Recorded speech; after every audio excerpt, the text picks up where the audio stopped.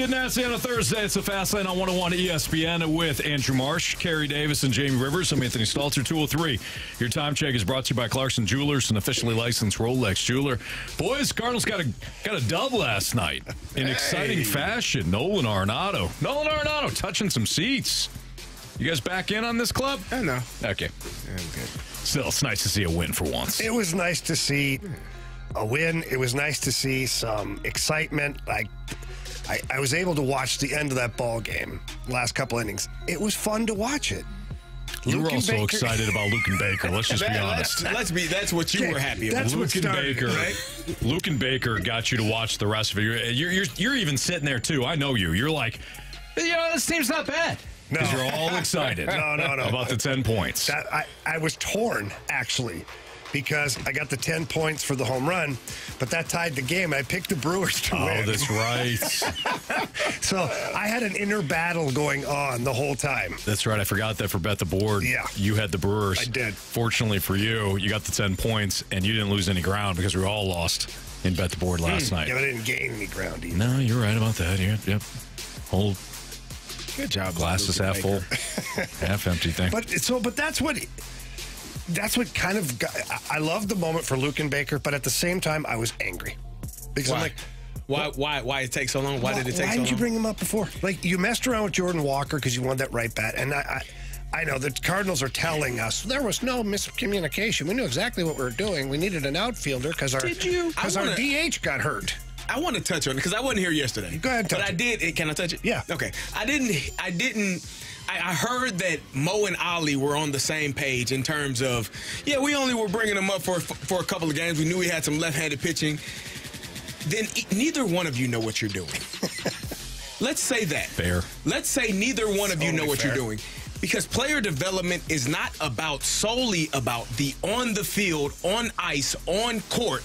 It's not solely about that. Player development is actually the entire player, which means you don't yo-yo a young player. You don't jerk him around, making him believe, oh, I'm here, oh, I'm not.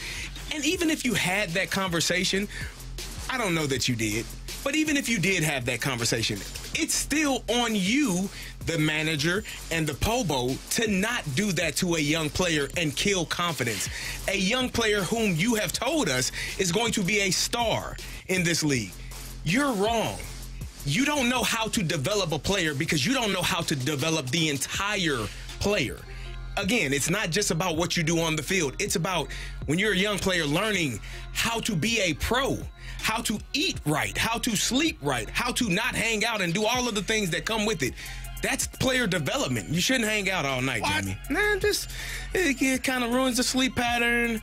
Play is slowed down just a little bit. Carey? I'm just telling you. Sometimes it brings the best out in an athlete. In some.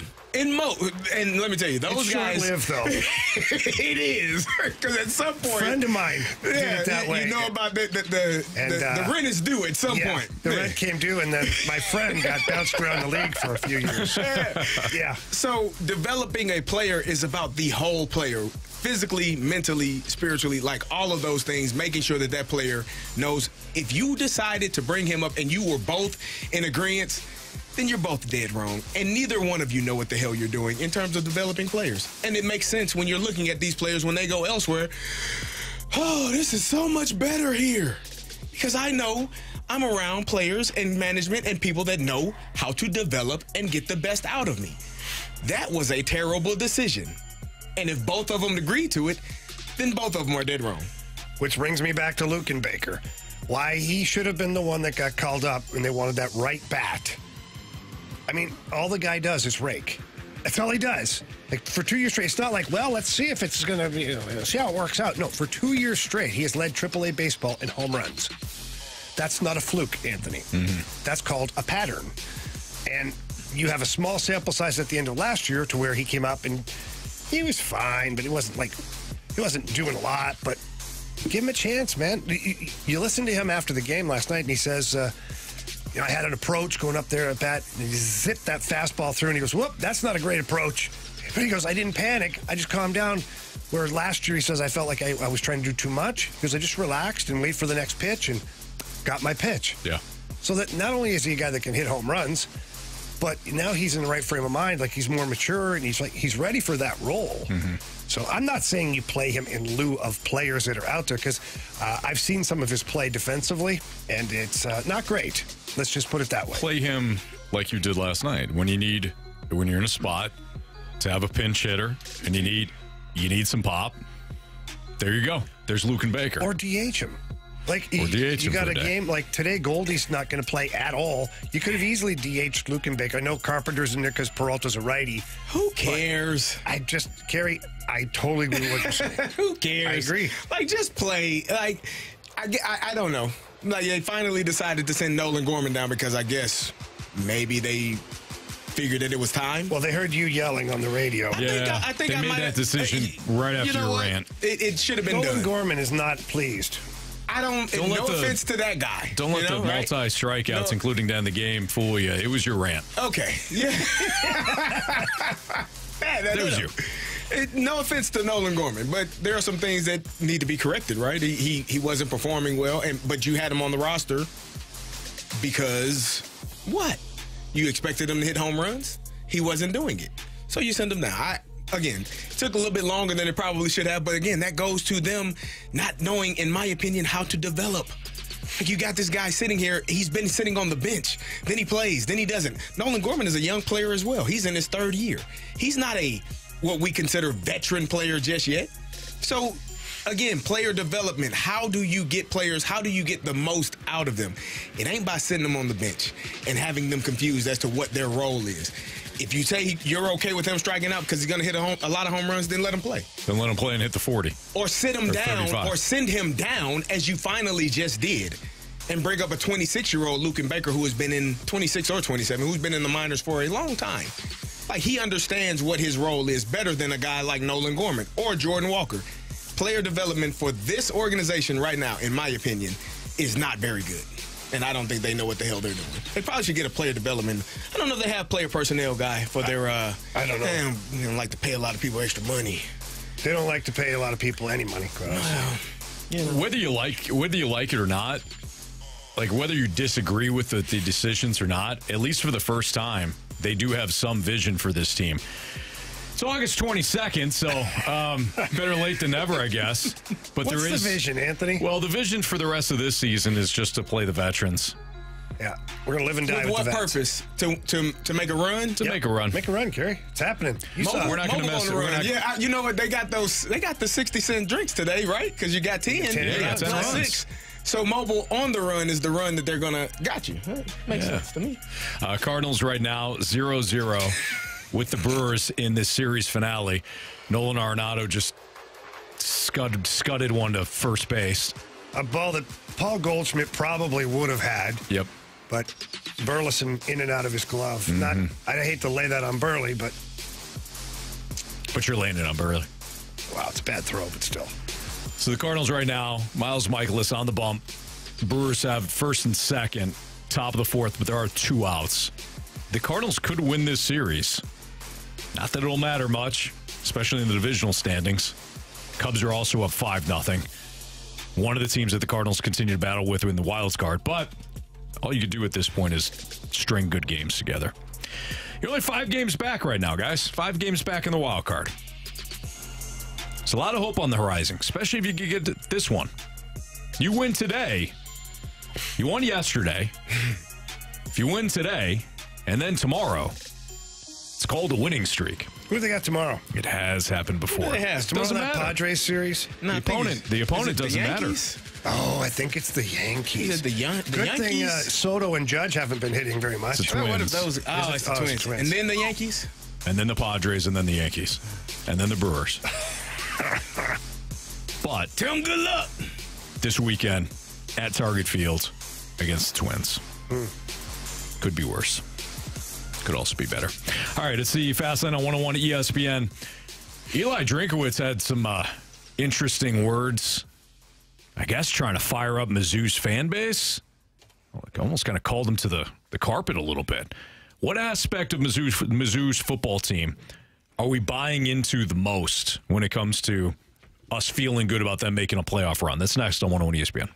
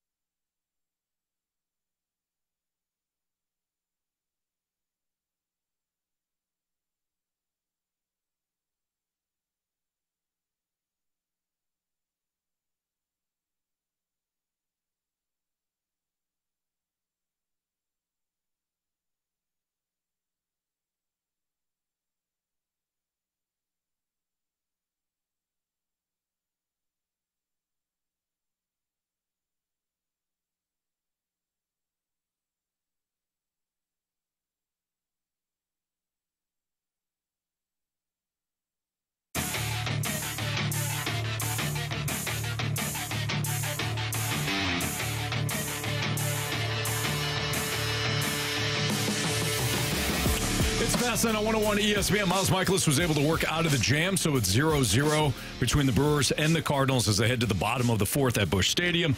This is the rubber match of the Brewers and Cardinals series. 0-0. 0-0. It's a soccer town. Would be, yeah. Yeah. Mm-hmm. We got to give out soccer reference yes. every now and then. Yeah. 0-0. Right now, if things end like this in the ninth, it'll be a draw. There you go. Mm-hmm. Well done. Yeah. That's Carey Davis, Jamie Rivers, Anthony Stalter. Eli Drinkwitz, the football coach for your Mizzou Tigers, discussed some things via the Mizzou Athletics. They posted this video here. Interesting what Drink had to say. I don't know if you guys felt this way. It feels like Drink was kind of calling out the fan base for Mizzou. Here's Drink. But our challenge is we need to sell out this first game. All right, we're a top 11 program in the country coming off a Cotton Bowl win, and in my opinion, if we don't sell out the first game, then that shows me that we're not where we want to be as a fan base yet. Okay, I mean that's just the reality of it. Don't sit on the sideline and wait. Well, it's got to be this game. No, it doesn't. Come watch this team and be excited about this team and embrace this team. And the same challenge that I have for our players is let's have a 1-0 mindset. Let's try to be a 1-0 team and be a 1-0 fan base. Don't get excited about the game in November after the bye week. Like, I don't know what that game's going to look like. I know this week next week versus Murray State's the most important game we have. And we need to sell it out because we need to show the rest of the country that we're serious about our program. And Milwaukee's center fielder is serious about taking that ball back in on Newt. Newt almost hit a home run there. I think it's Mitchell that's playing center field today for Milwaukee. Just went up against the wall and robbed Newt of a home run. I mean, that was gone. Yeah, it was. That was going to go in a flower bed there. So Mitchell just robbed Newt. Brought it back. Newt not happy, not grinding. I should have hit it harder. It probably should have hit it higher and harder. Yep. So, Drink, what do you guys think? To me, it sounds like he was calling out the fan base a little bit. He is. And what's he complaining about? Murray State isn't sold out? Yeah, it's not sold out. So the fan base is not embracing the team. This is lame to me. But in Drink's defense, you're not getting a game not sold out at Alabama. But we're not Alabama. So I don't know where to go with this thing. I'm a bit conflicted. On one hand, he's right. But, you know, your parents, when you were growing up, they said if you don't have anything nice to say, don't say anything at all. I kind of feel like he shouldn't have said anything at all. Like, he's not wrong because you want to become an SEC program. You want to not become one because you already are, but you want to be looked at as the other SEC programs. You want to be looked at as a potential playoff team, a team that could potentially win championships. Well, you got to do that first. If you build it, they will come. But I understand him saying we want to have that environment, that atmosphere for every game for our young men. I went to Illinois. I played in a lot of games where the stadium was not full. It is not fun. 11 a.m., not people there. It's a little tough to get up for that game because, you know, it is what it is. So I get that aspect of it, but I don't think he should have said it. Like, I don't think he should have said it in that manner. I think he should have been more along the lines of, you know, building Murray State up. This is a tough team. It's going to be a good game. Love to have the fans pack this game out. We would love to sell out every game so you can come see what our kids have been doing all summer, all offseason, how hard we've been working to try to be the best version to win the SEC and potentially win a national championship. Yeah. Don't miss a game. Even if it's Murray State, don't miss, because this Murray State team, they can play. You got to sell them. But I don't think you call out your fan base. You're not showing up just because it's Murray. I don't think that's the way you go about it. Yeah, he should take a look at the calendar and notice that it's Labor Day weekend. It's a good point. It's going to be Labor Day weekend in Alabama. It's going to be Labor Day weekend in Texas. It's going to be Labor Day weekend in Michigan and Ohio State. Those stadiums will be full. You're playing. But It's they don't a have Lake of Thursday the night game. Ozarks. It's a Thursday night game. The Lake of the Ozarks. They got the golf. It's not the same. Understood.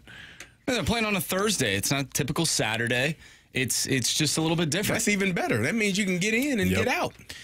Carey, you had said something about being recognized like the other SEC schools. Which ones are you talking about? Oh, no, Alabama. National championship. National championship.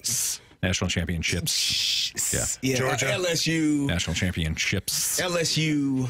National championships. Auburn's. Yeah. Like even the Floridas, they haven't been good In as a of while, late. but- National championships. Yeah, Tennessee. Like those programs. Just some free advice here for Drink. You got to win. Worry about your own damn team, and the fans will show up. It's not unlike the Cardinals. The Cardinals, you're looking at Busch Stadium the other night. It was the lowest attended Cardinal game, home Cardinal game, until probably today. Until last night. And then now today, right? I got to give credit It's to like the quarterbacks. cameraman, though. You're up. You're going to be the highest paid. Cardinal game today at home. You're going to now set the new record. Why? Because you're not buying your well. products. Yeah. Now, I will say this. Comparing the Cardinals to Mizzou right now, unfair because Mizzou, arrows pointing up. People are excited. Carey, I completely agree with you. Why put it on the fan base as opposed to praising the work that your players did? Yes. And saying, hey, you're not going to want to miss this. Our guys are putting in a lot of work. And let it stand. And if the place is still half packed, you still don't say anything. And you just beat the hell out of Murray State and you go on to the next game. Momentum will be created for you based on how your team is playing. From what I understand, there's less than 1,000 tickets that aren't sold yet. Okay. So, like, what is Drink doing? Like, if it was half full. That's embarrassing. But now for him to. For Drink. For Drink. Now he's complaining because there might be 800 tickets left. It's embarrassing. Listen. Never mind. Yeah. No, Carey, go ahead. No. It makes. I know what you want. I know what you want, Drink. I'm not gonna let you do it. Carey is You won't do it. I won't. Carey used to coach high school football for several years. I'm sure you would have also loved, and I don't know what the fan base is. I'm sure every single game, packed house, screaming fans. Awesome. That's great. But you can't call them to the carpet. No. Like, this to me is just, this screams, you're not focused on the right thing right now, dude. And this isn't the first time. He got upset with the fan base, I think, for booing. Was it Brady Cook when he booed him? Yeah. A year ago? Because the offense But that was a don't little go different, though. He was. If you're defending a fan, if you're defending your player, that's fine. That's what I'm saying. Sure. But he's so concerned with, like, the outside noise. Well, Dude, just do your thing. That's just because Drink is just kind of insecure. Yes. Overall. Yeah. He's a great salesman. He gets great recruiting classes, but I still think he's kind of like feels Touch like of insecurity. Yeah. Sure. And you shouldn't be. Like, Aren't you we haven't. all? The one thing you said was we have a top for sure. 11 program in the country. Midgets. You got a top 11 team in the country. You say that? Yeah.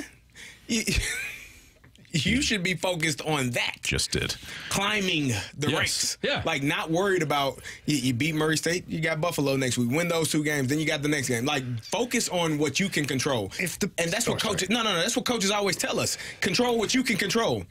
How would you tell? And I'm certain he has told a player on his team, That's a great control point. what you can control. Control what you and can here control, you are Drink. worried about something you can't control. Yeah. But you can. That's exactly what I was going to ask you. As a player, like, Carey, you played college football. Yeah. So let's just say it was a similar situation where you're almost sold up and you're big expectations, all this stuff. As a player, are you sitting there going, why the hell is coach worried about this? Like, Right. what are we worried about? Like, I would just, it would be. I'd be like, what are you doing? Doesn't matter. Why don't you worry about the power play? Why don't you worry about the running game? Like, Hopefully you shrug it off. What you don't want to do is, our fan base, this isn't right. Like, don't get your team fired up for the wrong reasons. All right, we didn't dive into what aspect of Mizzou football are we buying into. I think that is something that we can get into a little bit later on because we get into the actual football aspect of Luther it. Burden. Yeah, that's... I'm going to buy stock. Yeah, that's good. I mean, the whole receiving core is one of the best in the nation. Brady Cook returning for the first time this spring. He was the unquestioned starter, no questions about that. There's some players along the offensive line that they brought in from other programs that makes that O-line really good. Their returning center is one of the best run-blocking centers in the nation. I mean, there's a lot of aspects we can buy into Mizzou, but again, we'll dive into that a little bit later on. If you're the Cardinals, if you're prioritizing 2024, is it time to have the conversation about certain veteran players maybe not playing as much? That's next on 101 ESPN.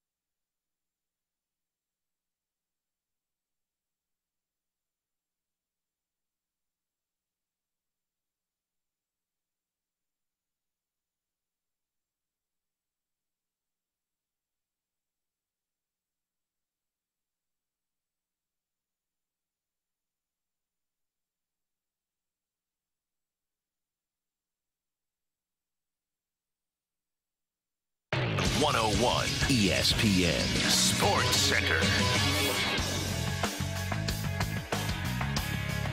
I'm Andrew Marsh. It's time for a Sports Center update driven by Johnny Londoff Chevrolet and Johnny Londoff Autoplex. The Cardinals are tied with the Milwaukee Brewers in the bottom of the 5th inning with 1 out, runner on first base. We'll keep you updated on the game throughout the remainder of the day as the Cardinals look to take this series against the Milwaukee Brewers. If you missed anything from today's show, make sure you go to 101ESPN.com or check out the free 101 mobile app. Just head to the podcast page. You'll find all of our interviews and full shows there, and it's all brought to you by Dobbs Tire and Auto Centers.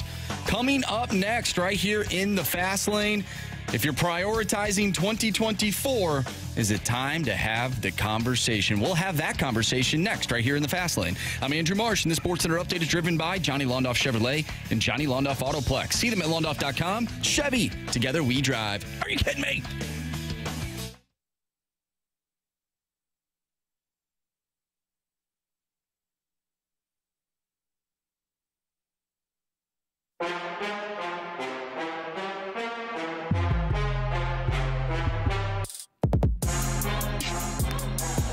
Swing, high fly ball, hit well toward left. That's at the track and wall. It's gone! Welcome back to St. Louis. Luken Baker, a 2-run homer. 0-1 cutter. I mean, I went into the at-bat, had my approach, and took the first one right down the middle. I said, well, that's a pretty bad approach. But I think, you know, using what I learned last year, I didn't panic and just treated it like it was a regular bat, and I was trying to drive a baseball, and I got another pitch to hit, and I did it. Luken Baker last night after hitting the home run, and then in the post game, you heard Chip Carey, Bally Sports and West on the call, and then that was something that what Luken Baker said is exactly what Jamie reiterated in the first segment. It's Fastlane on 101 ESPN. Carey Davis, Jamie Rivers, Andrew Marsh, Anthony Stalter.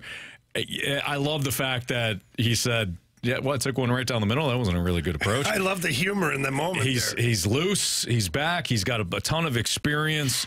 And to me, he has a role on this team. His role is to pinch hit. As you mentioned, Jamie, no harm in making him the DH from time to time. No. But all the guy's done is added power. Find at-bats for the guy. He might be a 4A player. So what? 4A players can still have roles at the big league level, and if Luken Baker carves out a nice spot for himself on the bench as a power bat, fantastic. But what happened last night is exactly why he needs an opportunity. How many times in the past few years have the Cardinals had a bench that had no pop? Oh, including this year? Yeah. All of them, Bob. So this guy who now is telling you he's relaxed, he's settled in, saw a pitch that he liked, and took it out of the yard. Mm-hmm. Why would you not give this guy more at-bats? That's my point, is he can actually do the job. And when he didn't even hit that as hard as he wanted to, he kind of got a hold of it, and it went out. Mm-hmm. So when you got a guy like that can come off the bench and do that, like, why are you not using it more? Jamie, don't ask questions at you. I got lots of questions, Carey. Questions. You know. I agree. I think he did. I mean, it was an outstanding opportunity for him, something that he's been doing for the last couple of years. So if you needed that specifically, you probably should have brought him up. Last year was a perfect opportunity to get plenty of at-bats. You stunk. Him playing first base or DHing in probably every game would have been sufficient, because why the hell not? This year, you needed that bat off the bench, and you went in a different direction. Again, don't ask questions, Jamie. Don't ask, don't tell. Nobody needs to know why. I don't know why. I don't know why. I have no idea. But you got an opportunity last night. Hopefully, he's here for the rest of the season and continues to get those opportunities and continues to get opportunities to maybe start some games, whether it's at DH, whether it's at first base. Today would have been a perfect day for him to start at first base. You went in a different direction and put Burley there, but I think the longer he's here, the more opportunities he gets. You can't get frustrated. Now, yesterday was perfect. Like, he got an opportunity to hit a home run. He's probably not going to do that every time he comes up to the plate. No, but the pitchers have to worry about it. But especially if he's only pinch hitting, right? I think the more opportunities, the more balls you see, the more pitchers you face, the more likely you're going to have an opportunity to hit those home runs. So if they expect him to just come up in pinch hit situations and hit a home run every time, I think that would be unfair for him. So hopefully he does get some real opportunities to play. But my point too, Carey, is the pitchers now have to be aware. So the pitchers aren't as confident digging in when they see Lukenbaker coming up, and they know he's one at bat, and he got a home run. Mm-hmm. And they look at his chart from the minors, and like, okay, this guy can go yard. So now their approach to that at bat from a pitcher standpoint might be different than if it's Pedro Paez or Brandon Crawford before he was DFA'd. Right. You know what I'm saying? Yeah. So Marsh posed the question to us in the office. If you're prioritizing 2024, is it time to have the conversation, i.e. benching Paul Goldschmidt?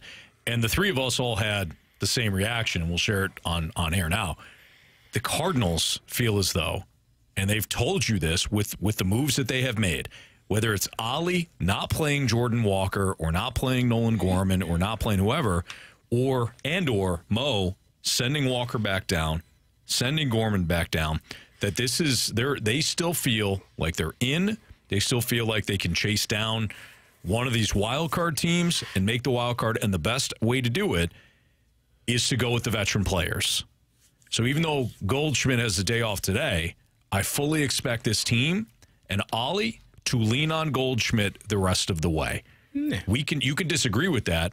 We're not talking about like what we would do. The Cardinals are going to push all of their chips in and do so with the veteran players. Every move that they have made, the lineups, everything, the lineup construction tells us that. So I don't think there's really any conversation to be had here about benching Goldie, even though he's been dreadful of late. I don't think the Cardinals will bench him for the remainder of the year. It's just weird because it's not a sample size at this point. It's just not. You see what he's done all season long, and if you're really thinking that you have a chance to get back into this, you have to go with players that actually can do the job. Yeah. And Goldie can't do the job. He's even opening up about how he's disappointed and things. Like I don't know. I don't know how you just keep rolling that guy out there. Because at some point he's going to get it figured out, Jamie. That's what we believe, and that's what we know. No, that's not right? what we believe. No, it is. It is. And for that reason, next year is going to be his best year, and he'll be in a Cardinal uniform. Oh, Carey. You guys. Why did you have to do that? I don't know what game. You must not know baseball. Or you don't know Cardinal baseball. Well, we got that text yesterday. Oh, did you? I missed it. We don't know that. Yeah, we didn't know. You don't know the game. We didn't know the game. Yeah. He'll be here in a Cardinal uniform. Not what we were talking about. We were talking about a big picture.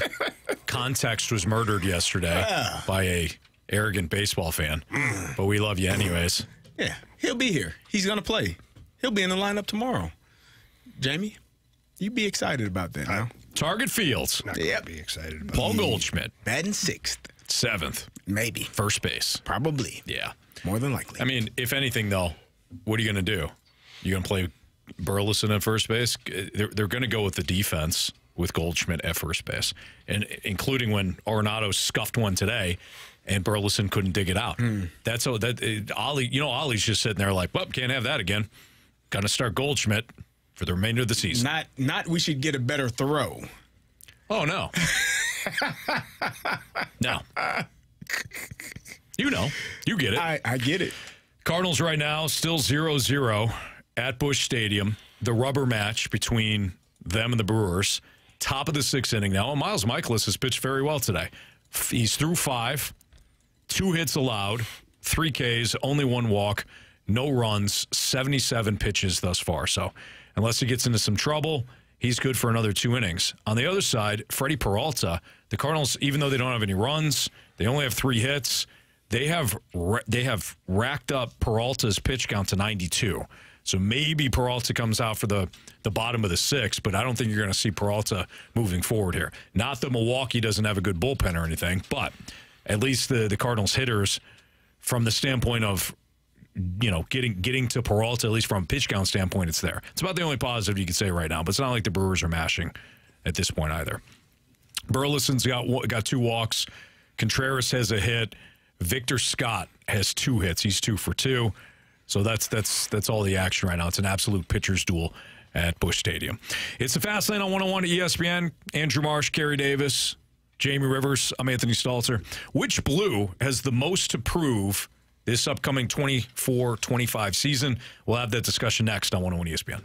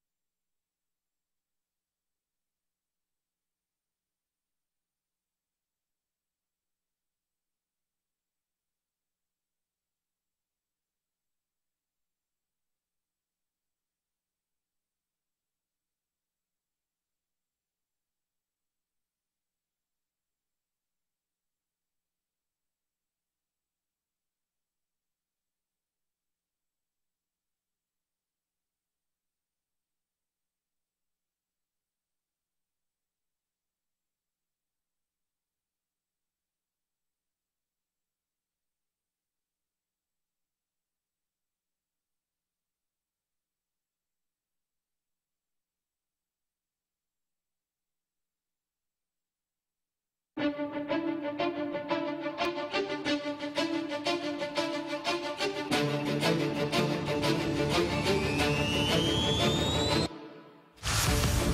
Blue is the most approved in 2024-25 with Andrew Marsh, Carey Davis, and Jamie Rivers? I'm Anthony Stalter. All right, boys. What do we think? Carey, you want to go first? Okay, tell me if I'm crazy for this. You're crazy. All right. Jake Neighbors. Oh, wow. Whoa. That was not on the board. Okay. Speak. Because he had a great season last year. Came out of nowhere, right? Showed that he can play first line minutes, second line, whatever. He came from the fourth and made it all the way up. Started from the bottom, now he's here, right? Did a great job. Can he do it again? And if I'm not mistaken, he'll be a restricted free agent, right? So not only are you able to live up to what you did last year and have a better year, but it's also essentially a contract year for you, which, as we saw with the Blues and the Oilers, the Blues went after a couple of their restricted free agents. Maybe some teams are willing to come after you if you have that success, and now the Blues have to match it. So for me, that would be the person that I think would be the one that comes to mind first for those reasons. Not that it's a lot of pressure on him, but there is something there for him to attain and shoot for. I don't hate it.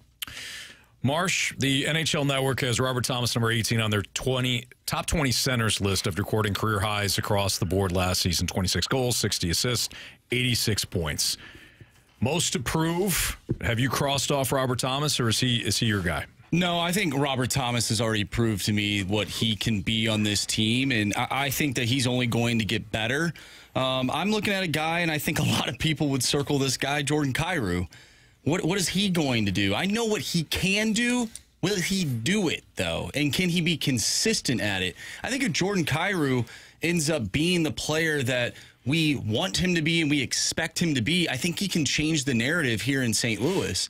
There's a lot of players that have done that before. I look back at a guy like Jay Bouwmeester. Jay Bouwmeester was a guy that everyone, for whatever reason, just hated until it came to 2019, and he was unbelievable, and now we all revere Jay Bouwmeester. Like, he changed the narrative. I feel like Jordan Kyrou can do that. So I think he needs to step up, and he's going to be looked at as one of the leaders this upcoming year. You have a lot of young guys on this team, and he has had a lot of tenure here in St. Louis. Yeah. And to me, I think his ceiling is – I don't know, Jamie, would you say it's probably one of the highest on the team, what his ceiling can be? What he's capable of doing? Yes. Yeah, offensively, absolutely. 100%. I feel like he needs to put it into an extra gear and at least get closer to what his ceiling can be. And honestly, the defense is going to be what it is. Some players, they're not defensively gifted, but this guy is offensively gifted, and he can be a huge weapon for you next season. So Jordan Kyrou would be the one that I would circle and highlight and underline and bold. I mean, I think Jordan Kyrou is kind of the poster child for this segment. However, if I'm going to take this in a different approach and look at it from like the player standpoint and him being in St. Louis, and also based on what the Blues did this offseason, it's Scott Perunovich. Scott Perunovich, we may think that, maybe he doesn't even make the team. Maybe it's a situation where he just falls flat. But what did Doug Armstrong do this offseason and in previous years now? He's acquired or drafted oak trees on the blue line. Who are the Blues likely to lose this season? Torrey Krug, who is not an oak tree, but somebody that has captained your power play. So if I'm Scott Perunovich and I'm looking at it from Coach Jamie Rivers' standpoint, what's the team asking me to do? Because I no longer really fit the model of what the Blues are building. Correct. I better carve out a role if I want to be here. So I think for me, he has the most to prove from the standpoint of, is he even going to be here a year from now, or is he just going to be a footnote in time? And very quickly. I think we're going to find out pretty quickly. So I like all of your answers. Carey, yours was a little bit outside the box, but I understand the reasoning, and I agree with that. Marshy, totally agree with Jordan Kyrou, because that's a player that I thought of right away. And Anthony, that's really good. Scott Perunovich, he has a ton to prove, because he still hasn't proven that he's an everyday NHLer yet. All we've talked about is the Hobie Baker aspect of it. And that's long gone now. Exactly. It's long gone. So, yeah, I think all of you guys come up with good ones. I am going to step a little bit outside the box here, too. but I will explain it. For me, it's Pavel Buchnevich. He's got a contract, man. Well, that's exactly why. That's exactly why. He's got his pay date now. He got his $8 million a year with the Blues, and it's a hell of a contract. But he also, the last couple of seasons, he hasn't been able to be healthy the whole time. He's had pockets of really good hockey. He's had pockets of unproductive offensive hockey. He is now in the category of the Robert Thomas, Jordan Carey. He has to produce, and I know he has. But for me, Pavel Buchnevich, this is a big year for him. He's going to have a lot of pressure. Anytime he has a bad game, people are going to go right back to the contract. Oof. What's this going to look like at the back end of the deal? You know, and especially even if he gets injured a little bit and spends some time on the IL, that's going to rear its ugly head too. So I think that he has a lot to prove from a standpoint of continuing to be that great two-way player. But I think his offensive numbers have to be even greater than they have been. Does that matter? Because if he's playing center, his numbers aren't as good as if he's playing on the wing. Well, ask Connor McDavid that. Well, he's... ask Nathan McKinnon. Ask Austin Matthews. I mean, Jamie. I know, those guys are really... best players. I understand that. I understand, but the whole centerman thing, that doesn't hold water. Because a centerman, quite honestly, out of all the forwards, he touches the puck the most. Gotcha. Which gives him the opportunity to get assists and or goals. But most of the time, the transition game, at some point, it has to come through the middle of the ice, and the centerman's a part of it. Okay. So I don't look at the fact that he has to play both ends of the ice as that he's held back, he can't perform and can't score points, because then how do all those other centermen score so many points? Gotcha. Now, a lot of those guys get points on the power play. That's fine. But then Buch has to pick it up on the power play, too. The power play, too, for Kyrou, for Thomas, for Buchnevich, and for your point, Perunovich, it has to be ready to go immediately this year. You can't have that 3-4 weeks of, or even longer, 2 months last year, got a coach fired because your power play couldn't figure it out. Yeah. These guys want 100-point seasons, 90-point seasons, 80-point seasons. Like, they have to score on the power play, and that's where a guy like Pavel Buchnevich can get a lot of points as well. So I look at that, at all the four people that we've picked, I think that they're all, the expectations are high for different reasons. Sure. What they have to prove is different. Like, obviously, Perunovich isn't the same as Jake Neighbors. Kyrou not the same as Buchnevich. But what I'm anxious to see is if the scoring does go up overall a little bit. And the reason being is because last year we talked about it. It was the one line that kind of did, the lion's share of the scoring. This year, I think the scoring's going to be a little more balanced. I think if the top line is Thomas, Kyrou, and Buchnevich, it's still going to be top heavy.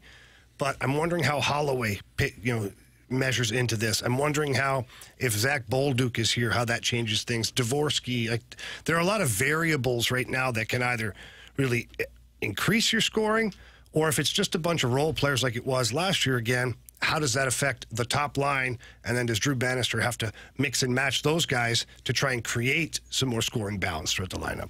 I wanted to go back to Scott Perunovich because I know you said that he has a lot to prove. I'm just looking at this defensive core, and I'm just wondering if he's even going to get that opportunity, and does he deserve that opportunity? If you're in a season that the Blues are in right now, you've missed the playoffs twice, you've brought in all these other players profile to be better than Scott Perunovich. Why would you essentially start the year off with him in the lineup, knowing that these other guys have had a little bit more tenure in the league and they've proven more than him? I don't disagree at all. They gave him a contract, and he's supposed to be the power play guy. You don't have Torrey Krug right now, and my assumption is, my opinion is, you won't have him for most of the season, if not the entire season.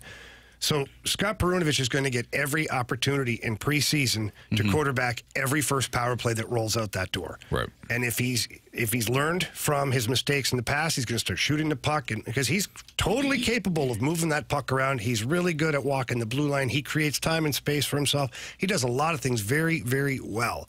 But he does not shoot the puck nearly enough. Let's see if he's figured that out come training camp. And I don't disagree with what you're saying at all. It's just I have an opportunity to include Perunovich on this list because the Blues paid him. I mean, not paid him from the standpoint if he's got a good contract, but $1.5 million is not bad. Yeah. So I'll take it. Who is he replacing though? Like who is he replacing? Torrey Krug. Torrey Krug's not in my top 6 right now. I understand that, but who's your power play guy then? Justin Falk. Okay, but he used to run a power play in Carolina. But who's the second? Who's the second? Nick Leddy? I've seen him do it before. I've seen him do it, but he's not a power play. But okay, well, let's go through this. Is he replacing Suter? Is who Suter's replacing not, Suter? It's apples to oranges right now. No, but I understand that. I understand the need for needing a guy to run the power play, but is clearly that you need that guy. But I'm just looking at the top 6, and where does he fit in? Are you probably slot right now? We're just talking about training camp for sure. Because we're saying who is the most to prove. He's got to prove that he can earn a spot. Right now, it's him and Falk, I think. So Anthony's pick of him having to prove the most might be the best one. Thank you, Jamie. No, it is, because when you look at we'll get into that. Coming up next. No, when you look at the top 6, I even mapped it out the other day. Scott Perunovich was not in my top 6. Right. So come training camp and preseason, he has the most to prove. He has to go out there and be so damn good on that power play that the Blues find a spot for him to play. I think, Marshy, and you can correct me if I'm wrong, I think what you're asking, which is what I was going to ask, is if he's just good on the power play, is that enough? Because if he's good, is that what you're asking? Kinda. I understand the importance of the power play. But if that's all he does really well, but everything 5-on-5, he's not good. He can't be on the penalty kill. He's not good in any other aspect. Is being the quarterback of the power play enough to earn a roster spot and nothing else? No, not a regular spot. Okay. That's exactly kind of where I wanted to go with it, because I don't think, fair question. I look at Matthew Kessel. I think Matthew Kessel's a better defenseman than Scott Perunovich, and he has the more size. And we've been preaching, you need size, right? You brought in Suter. I don't think you're going to sit him. I don't see that happening. Now you have Broberg, Parayko, Falk, and Leddy. Where does Scott Perunovich fit into that? He doesn't. He doesn't. So that's why I said he has to prove that he's an everyday NHLer, and he also has to quarterback an unbelievable power play. Yeah. That is exactly where I was going with this. Tough hill to climb. It is. You get signed, and then hold my beer. I'm gonna just add a bunch of defensemen. So you have one clear role or one clear opportunity. And it's got to come now, like in training camp, or else he's going to be done. He's gone. All right, it's Fastlane on 101 ESPN. Does spending for the Cardinals come down really to needing a spending right on pitching? That's next on 101 ESPN.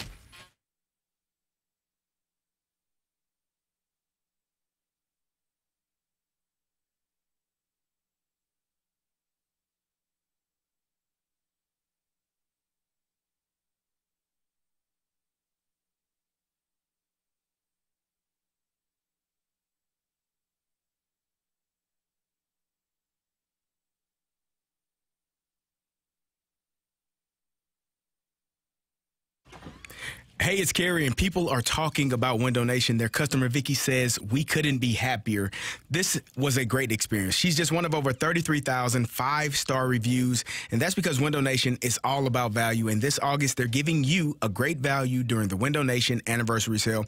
Right now, buy 2 windows and get 2 free. There's no limit to how much you can save. Plus, you can save big with no interest or payments for 24 months. And if you act now, you'll get an additional $250 credit as well. Window Nation values your satisfaction in their quality, service, and affordability. That's why they stand behind their windows with a lifetime warranty. Window Nation was also recently ranked highest on Forbes' list of best window installation companies. So you can trust Window Nation for high-quality, affordable windows. Stop paying more than you have to. Hurry. The sale ends August 31st. Schedule a fast in-home estimate right now, 866-90-NATION, or visit them online at windownation.com. They can install that window usually in a day or less. And again, it does have a lifetime warranty. So dial now 866-90-NATION or visit them online at windownation.com.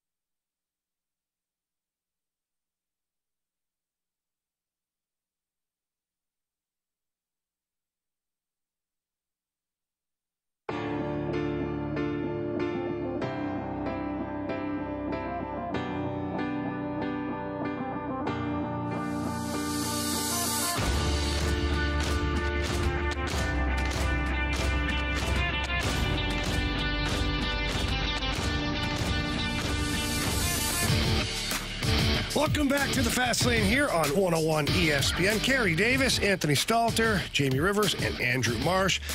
Marshy, we always talk about spending money and the Cardinals. Are they spending their money properly? You came to the office today after burning the midnight oil last night. All night. He had a chip on his shoulder, and he wanted to get to this one right here. So what do you got for us? Okay, so obviously last night the attendance super low, 29,580, and people aren't going to the ball game because there's that idea that this team does not spend money on a winning ball club. They don't want to win, and that's kind of the idea of what's going on right now. There was a fan on X that I thought made a great point. Tim Slaughter said the payroll constraints are a product of not developing talent internally. When the season started, their entire rotation was made up of free agent acquisitions. When that much money is being committed just to have a mediocre starting rotation, it's not being spent elsewhere.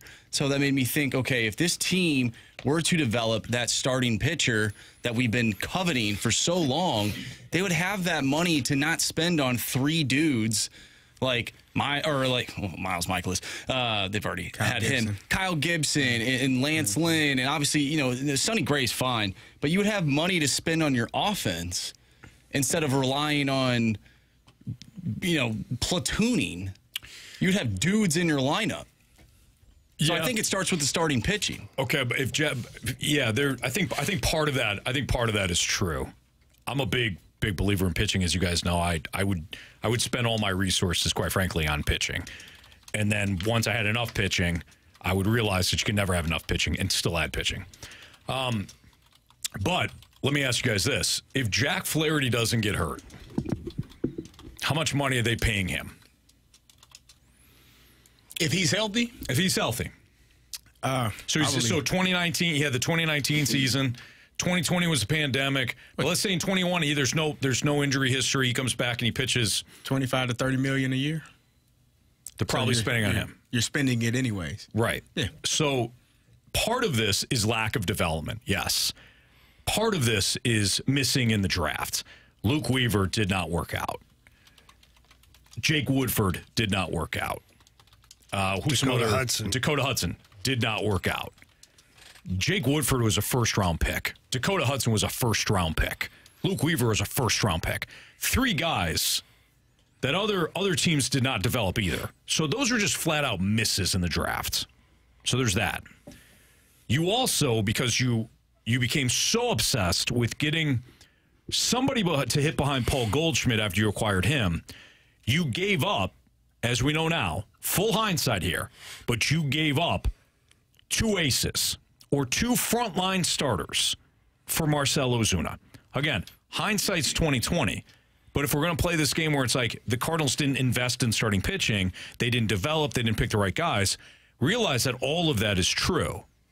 But it's not just, they didn't spend enough on this or they didn't invest enough in young pitchers. They did. They tried. They failed. So I think we need to recognize that. The Ozuna trade hurt more than anything. I've made this point countless times before. Everybody wants to focus in on Randy Arozarena. It wasn't the Arozarena trade that sunk you. It was the Ozuna trade. Well, Marcell Ozuna was good for you. Okay, fine.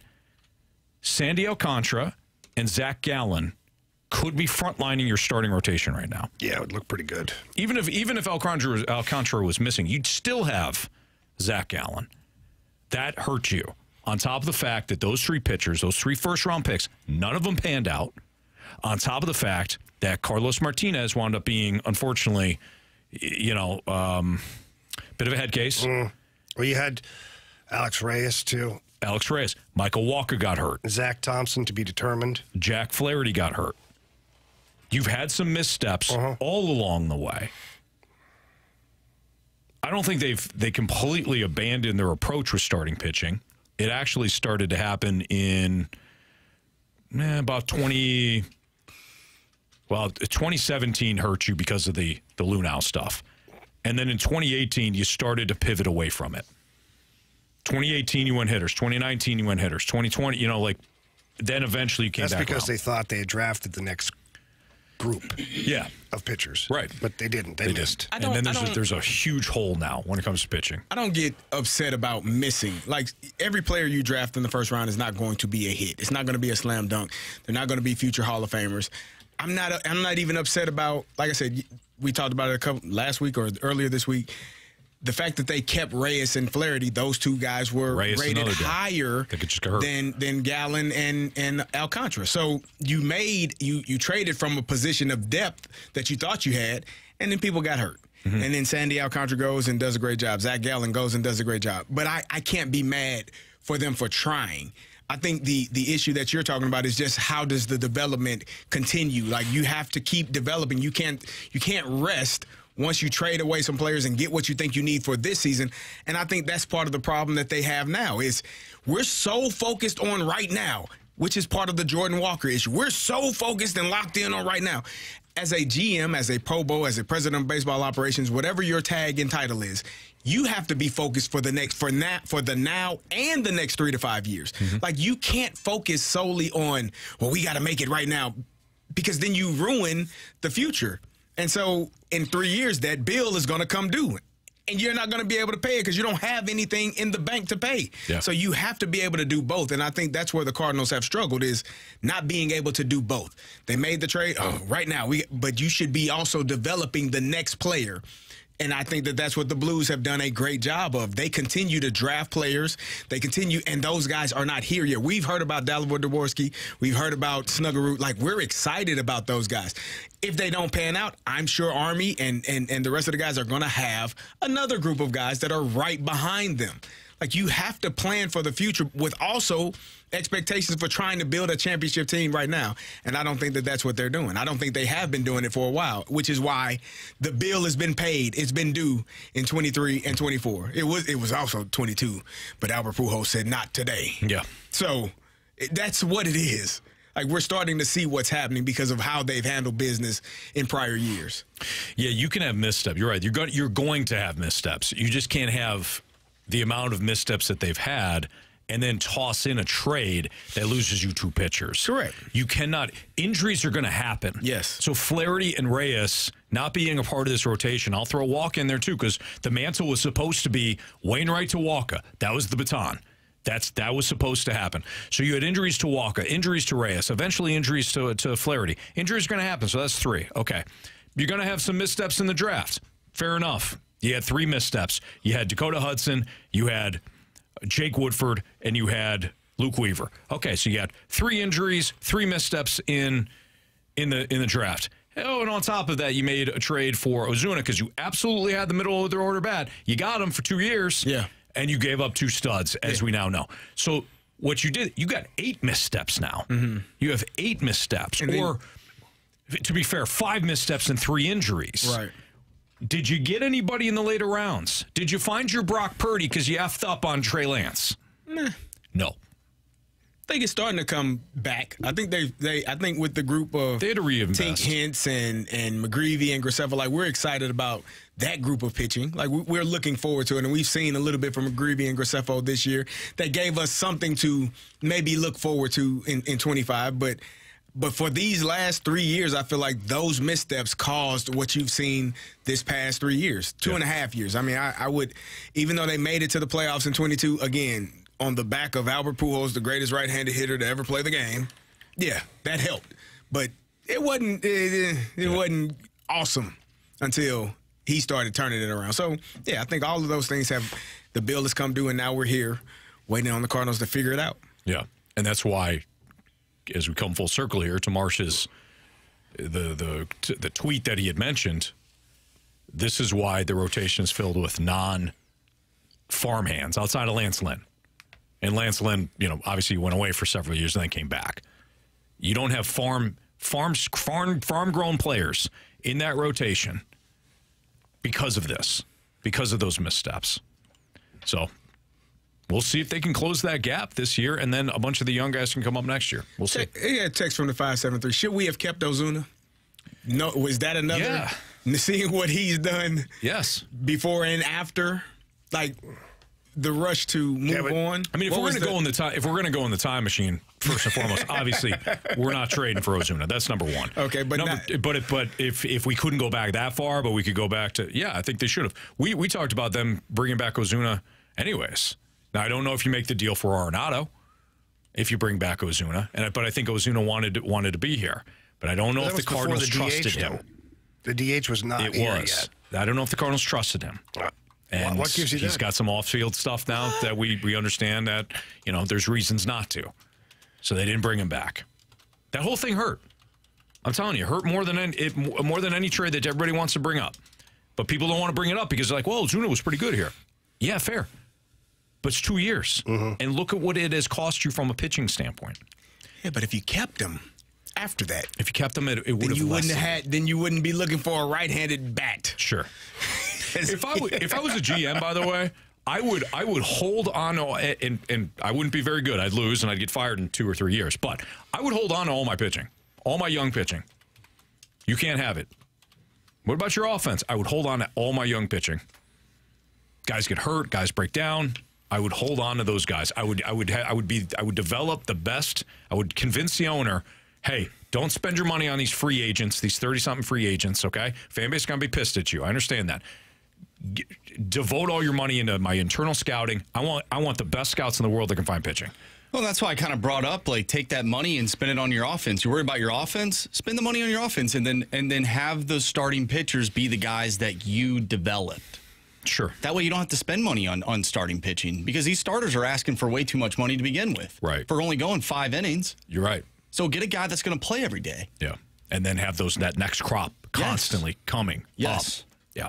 That's easy. That's why the fast line should be running things in Major League Baseball. Listen, I've been waiting on that phone call. Yeah. I don't know what they're doing. I know how you guys feel as well. It's nice to be perfect. It's Fastlane on 101 ESPN. 3:13, your time check is brought to you by Clarkson Jewelers, an officially licensed Rolex jeweler. We never got into the topic about Mizzou and what we feel, what aspect about the program that we're buying into. That's next on 101 ESPN.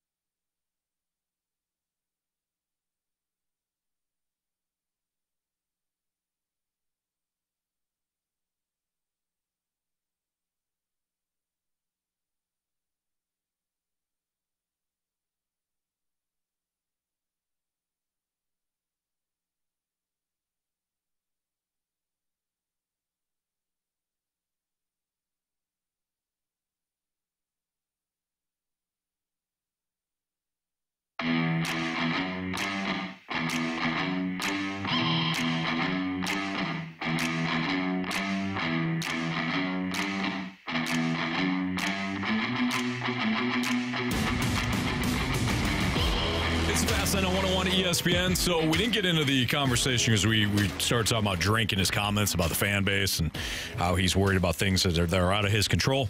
We didn't get into what aspect of the Mizzou football program that we're buying into. It's the Fastlane on 101 ESPN. Andrew Marsh, Carey Davis, Jamie Rivers, Anthony Stalter. And I think the non-Mizzou fan, the Illinois grad, should go first to this. Well, I said it earlier. I'm buying into Luther Burden. I'm buying into an offense that gets him the ball early and often and allows him to be the playmaker that he is.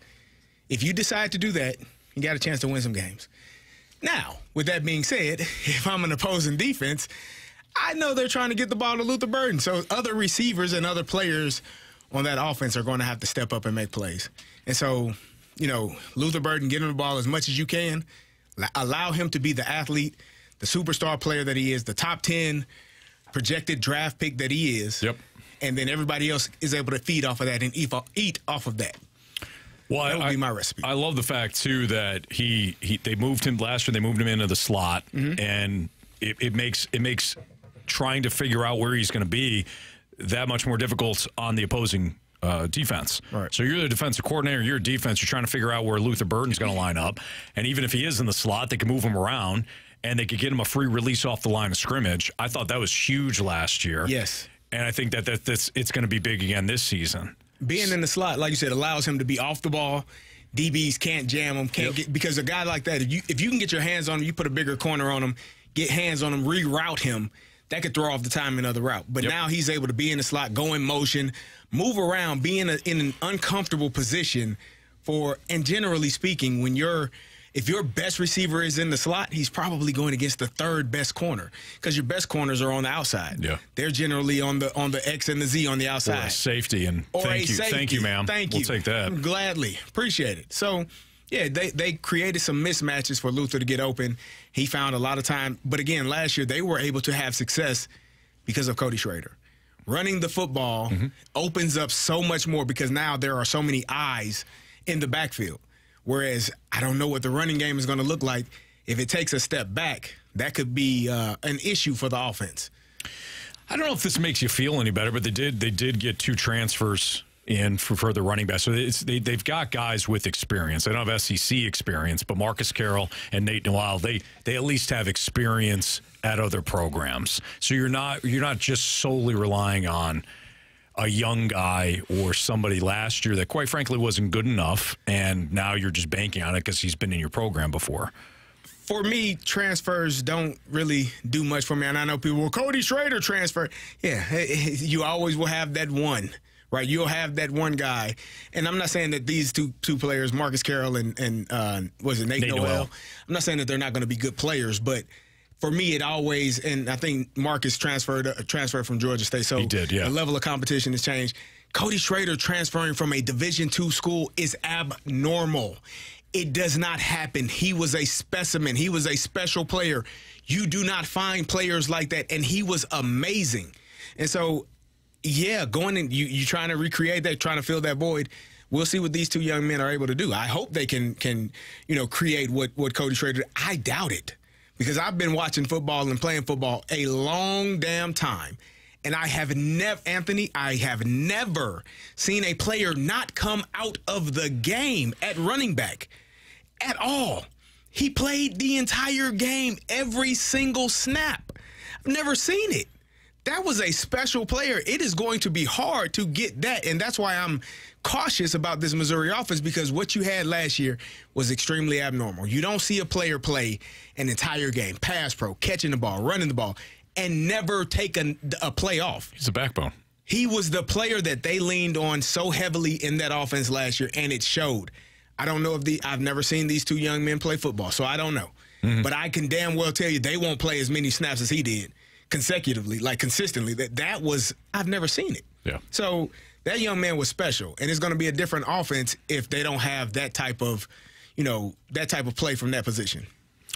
By the way, the Cardinals have tacked on 3 runs in the bottom of the 7th inning against the Brewers. They're now up 3-0, and they're still hitting with runners at first and second. Believe it or not, guys, runners in scoring position, the Cardinals have come through. Donovan came through. Nolan Arenado just came through. So fortunately, they got something cooking here. Jamie, what about for you? When you look at this Mizzou football program and you say, hey, I'm bought in because of this. Yeah, for me, it's the offense. I look at Brady Cook and Luther Burden. I am skeptical of the running game. You know, Corey Schrader was such a huge part of that offense last year. Whenever you needed yards, whenever you needed a play, he got the ball. He got it done for you. So I am buying into the offense, but at the same time, I'm still a little bit not skeptical. I'm worried a little bit about the running game, and we'll see how Drink and the coaching staff manage to kind of get that where it needs to be. But that's where I'm buying in right now. Marsh? I think I'm bought into last season's results and what this team has shown and what they're building upon. And then I look at this year's schedule, and I think it sets up very well for them. And so I think they can have a very successful season. Now, does that look like a college football playoff successful type season? I'm not too sure because of some of the reasons why, some of the reasons that, you guys have brought up. Like, what does that look like from a running perspective? Like, what is this team? How are they going to take that next step? We played the audio earlier of Drink talking about taking that next step. He wants the fans to take that next step and be one of these premier college football programs. This season, the schedule sets them up to take that next step. Yeah. But do the players on the field, do they sort of, are they a part of that? Like, are they able to do that based on the personnel that they have? I'm excited for the season. I mean, last year was the first time that I really dove into Mizzou football. Hell, I went to 2 games last year. That's the most I've ever been to in my life. I want to see what this team can do because it is an exciting time to be a Mizzou football fan. I think the one thing that I really am like, how's the season going to go is just previous Mizzou failures. Yeah, you got the Mizzou aspect of it. Exactly. Where Mizzou's going to Mizzou, right? By the way, Luke and Baker unfortunately popped out with the bases loaded to end the 7th, but the Cardinals do have a 3-0 lead heading into the top of the 8th. For me, guys, I understand what you're talking about with Cody Schrader being gone. He was the backbone of that offense, if not the entire team. I understand that aspect of it. But when I look at this Mizzou team, one, they've got an experienced quarterback in Brady Cook. So this is the first time he comes in to spring, or when he did come into spring, and not have to worry about his job. He's taking all the first team reps. There's no quarterback controversy. They transfer in with Drew Pine, but Pine's going to be the backup, and it's clear, right? The kid last year, Sam Horn, unfortunately he's got to have Tommy John surgery, so he's not in the mix either. It's Brady Cook's offense. The other aspect, too, is if we know, all right, you got the quarterback, do you have the O-line? Like, forget the wide receiver group is fantastic, but do you have the O-line? They bring in Marcus Bryant, the transfer from Oklahoma, a monstrous left tackle. Beside him is Caden Green. Connor Tollison had some issues with the snaps last year, but he's one of the top run-blocking centers in the nation. And you've got an incredibly athletic Membu from he's a junior who's incredibly athletic at right tackle. So that O-line solid. You got an experienced quarterback, offensive line that's solid, and you have, from a pass rush, if we flip it to defense, you have a pass rush that, I mean, you can rotate 4 or 5 guys easily. You're going to have a nice rotation there, even with the loss of the defensive tackle that they lost, the pass rusher that unfortunately he's out for the season. He was a transfer that came in. You still have a stud pass rush. So if we look at this, do they have the elements, experienced QB, O-line, continuity on both sides of the ball from a coaching standpoint? Yes, yes, yes. That's what I'm excited about with Mizzou. So I think that this is a team that can make a run, that can be a playoff team, and could potentially be a headache for some of the teams now. Because I think college football right now, there's a lot of parity for in a good way. And I think this is a perfect year for Mizzou with the expanded playoffs to make some noise this year. So I'm excited for them. It's Fastlane on 101 ESPN. Has development changed? Speaking of college football, has development changed at the college football level? I'm going to get some comments that Tom Brady said. What? About the quarterback position that could be applied to college football. That's next on 101 ESPN.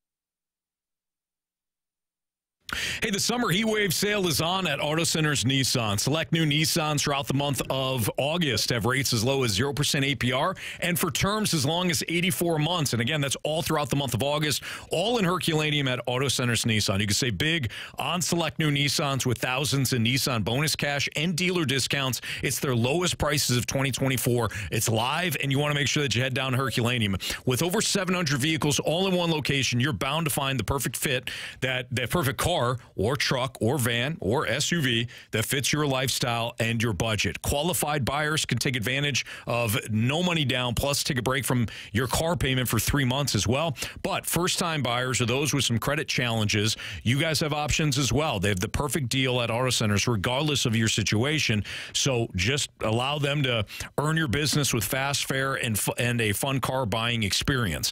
As always, Auto Centers Nissan, 30-day new car return promise, complimentary lifetime warranty on new Nissans and eligible used vehicles, as well as complimentary one-year maintenance on new Nissan purchases. Check them out online at autocentersnissan.com. When you head down to Herculaneum, tell them Stalter sent you. It's Auto Centers Nissan.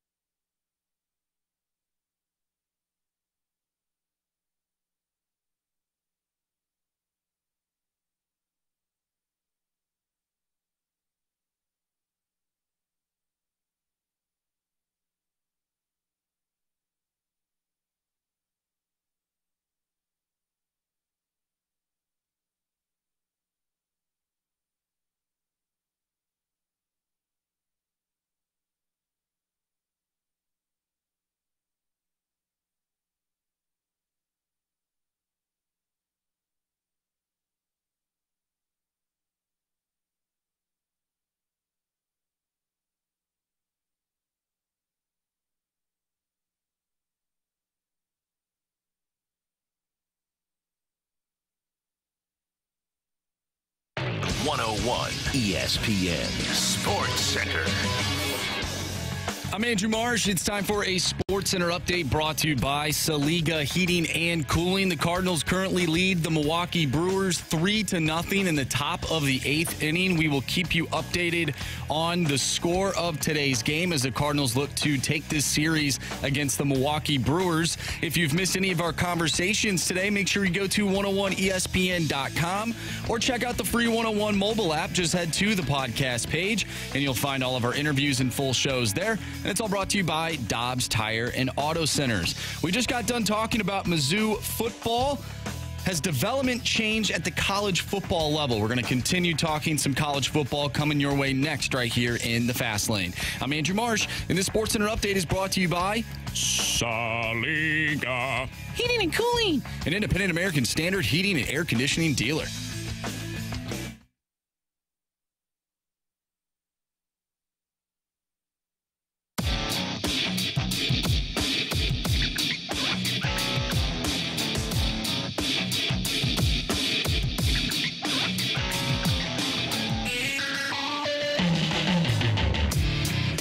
Last week on the Stephen A. Smith Show, Tom Brady talked about college football programs and the development, and we didn't have an opportunity to get into it last week, not that that matters, but when it comes to what he said, we all found it interesting, and it certainly applies. So here's Tom Brady, again, on the Stephen A. Smith Show, talking about college football programs and the development of certain players, namely the quarterbacks.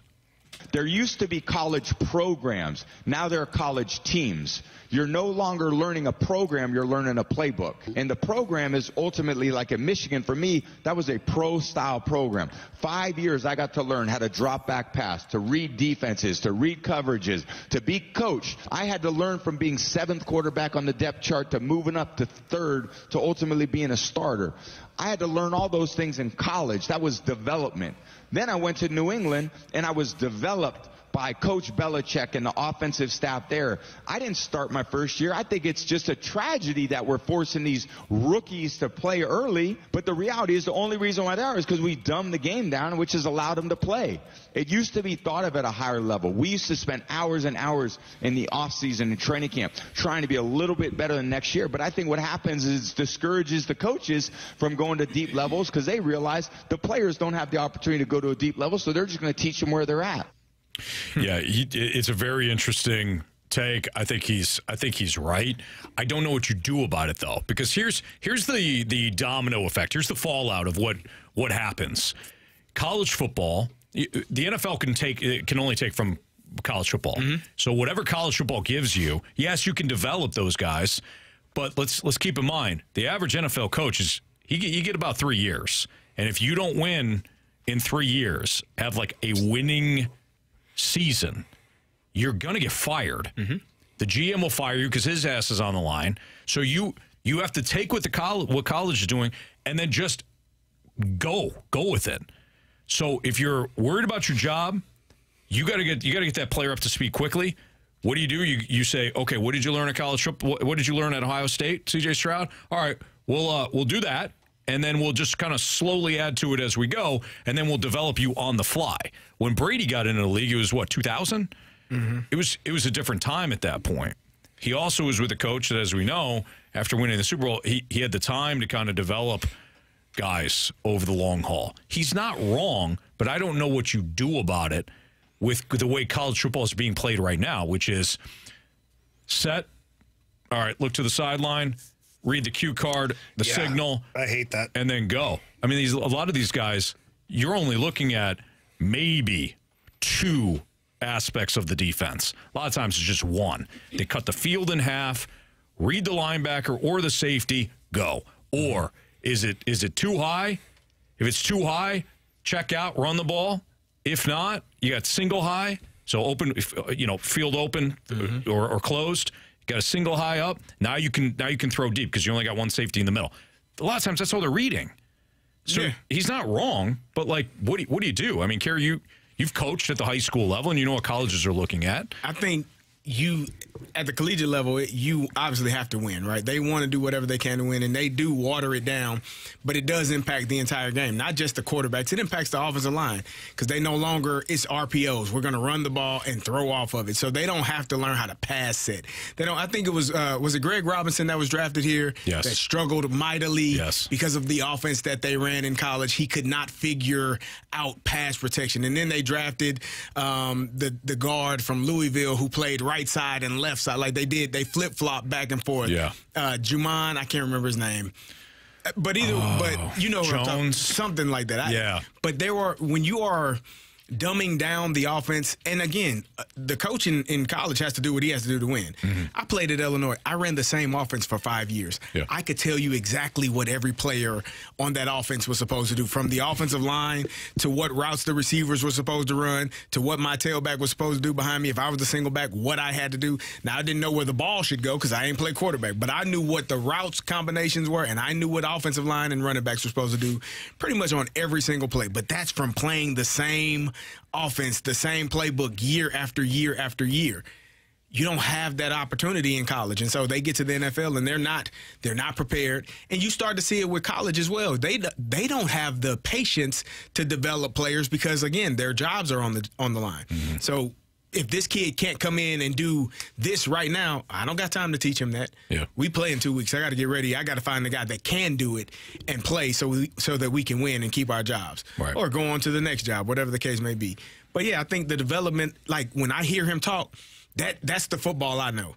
Like understanding concepts, understanding why we have 3 plays called in the huddle, because if this is the alignment, this is what we need to do, and this is why we're doing it. Like those things don't happen that much often anymore because, again, the game is so much – it's dumbed down to make it easier for people that probably can't process it fast enough. Yeah. So when did this happen? Like at what point? Because – I'm saying the 2010, 2012. I would say that's. I mean, whenever teams started looking towards the sideline. To me, I'll tell you exactly when it happened. Chip Kelly with Oregon. Okay, I was thinking Chris Leak in Florida, or right after that, because I feel like they were kind of What they won in 08? Was it 08, 07, 08? So Urban Meyer, I think he went somewhere to study the spread. But he also had, like, I remember hearing he fell into an RPO. Like, just they were running the run pass option, the quarterback was going to run it, and then the tight end leaked out. He was like, oh, throw it there. Like, it kind of fell into his lap. So I think that aspect of it, the RPO, kind of watering down things where you give them one play, but it's 3 options off of that one play. It's not 3 different plays. Like we would get in the huddle and it would be 3 different plays out of one formation. It could be 1 run to the right, 1 run to the left, and a pass, or 2 passes and a run. And so you had to know what was being called, and there was no change, no audible. It was just a word that told you this is the play that's being ran. Now it's just 1 play, and there are 3 different things you can do off of it, which makes it easier for the players. But when you get to the NFL, it's harder to do that at that level. See, Chip Kelly had kind of a sound process. He wanted to make sure. He used to run two practices at the same time. Yeah. Because he wanted to have everybody. That was his way of developing. Well, you can't run 2 practices at the same time unless you simplify things. So his backup quarterback was getting more reps than most backup quarterbacks in the nation because they were just constantly running 2 practices at the same time, but you only had a handful of plays. So, I think Chip Kelly did it in like the late 2000, like 08, 09. Urban Meyer with Florida. Again, I can't remember where he went to study the spread, but then he started the elements with it. I mean, nothing in football is really new, but I think the whole idea of how play calls are now, distributed in college football, I think it really started in the late 2000s, 09. Yeah. I mean, but like I said, it just waters the game down. So Jack much. from the Snake Pit says UNLV, so maybe that's where. I don't know. Jack maybe knows. So, all right, but yeah, again, going back full circle, I don't know what you do about it. If Tom Brady's not wrong, unless these owners or these football programs say, "Hey, we believe in you. We're going to allow you to." Give you an opportunity to really run a program and develop these guys, or if you do what the 49ers ownership group did, which was hand Kyle Shanahan and John Lynch 6-year contracts, which is unheard of, and say, hey, we're not making coaches. You're our guys. We believe in you. You're gonna have an opportunity here. Unless you start doing that, you're probably going to continue to get what we're getting right now, which isn't bad. It's just, as Brady was saying, you're not developing. It's Fastlane on 101 ESPN. We have What's Trending coming up next.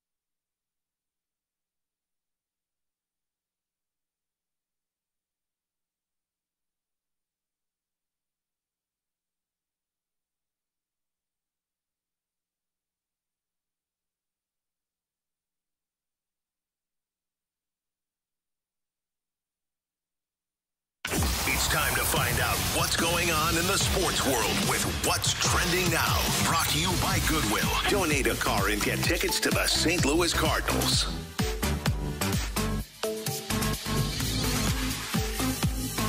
Welcome back to the Fast Lane here on 101 ESPN with Anthony Stalter, Jamie Rivers, and Carey Davis. I'm Andrew Marsh, and it's time for What's Trending. Gentlemen, we had a question yesterday on the Gauntlet regarding I believe it was yesterday, regarding the Yankees and the Tigers. And they played each other at the Little League Classic, right, in Williamsport. And the Tigers ended up winning that game 3-2 in extra innings. But I don't know if that was the biggest story to come out of that particular weekend. Anthony, you found something online that had all of us like, what the hell? So I saw the headline first. Yankees back Aaron Judge after criticism from Little League coach. And I'm like, what the hell could this Little League coach be complaining about? Well, Bob Laterza, who is the manager for the South Shore Little League team out of Staten Island, decided to take Aaron Judge behind the woodshed, and now Bob Laterza is getting taken behind the woodshed, and rightfully so. So Laterza is complaining about the fact that Aaron Judge did not spend enough time with his Staten Island Little League team when they went to Bowman Field for this Little League Classic. He said that Garrett Cole, the Yankees ace, Aaron Boone, the Yankees manager, and Yankees outfielder Jason Dominguez met with his team before the Yankees game with the Tigers, adding that Judge wasn't one of them. Then Laterza went on to say, quote, how about turning around or waving to New York and the kids that think you're a hero? He was referring to the fact that his Staten Island team was sitting like 10, 15 feet back of Judge, who was on the on-deck circle, and the kids were apparently saying, hey, Aaron, Judge, are trying to get his attention. Judge never turned around. So that's when Laterza said, how about waving to the kids? Here's the quote that really got me fired up. Laterza also said, they being the young kids, they are the ones who pay your salary. No, the New York Yankees pay Aaron Judge's salary. Whether or not Staten Island kids, adults, or whoever go to Yankees games, the Yankees pay Aaron Judge, not your Little League team. Aaron Judge owes you nothing, despite the fact that you think he owes you something. Your expectations were not met, so now you're being a baby about it. I love what the Yankees said. The Yankees came back and said, we wish Staten Island success in winning the championship. The Yankees said in a statement, win or lose, we intend to invite them to Yankee Stadium. However, it would have been much better if Staten Island's coach called us to understand the facts before bitterly reacting in such a public fashion. Reaching out to us would have been the prudent way to act and would have set a fine example for his young players. Aaron Judge always acts with kindness and respect. The coach could learn a lot from him. I think that's a perfect statement. Now, you guys, Carey Davis, Jamie Rivers, you've been a part of these before. Yeah. Where you're a player or you're a representative for the team, and you go to youth camps, youth things, whatever, and just like the Yankees did with Aaron Judge, you guys don't control how much time you get to spend in a certain area or with a certain, in this case, group of kids. Yeah, so let me explain kind of how it works. And, Carey, you and I think, are in lockstep on this. I'm sure the Steelers may have done things a little differently, but overall the model is the same. You're asked, first of all, if you will go to see these kids or go to an event, and you say yes. So the moment you say yes, you're there willing to be amongst these people. You're wanting to meet the kids and sign hats and autographs or whatever it is that you're supposed to be doing. You're there because you want to be. Right.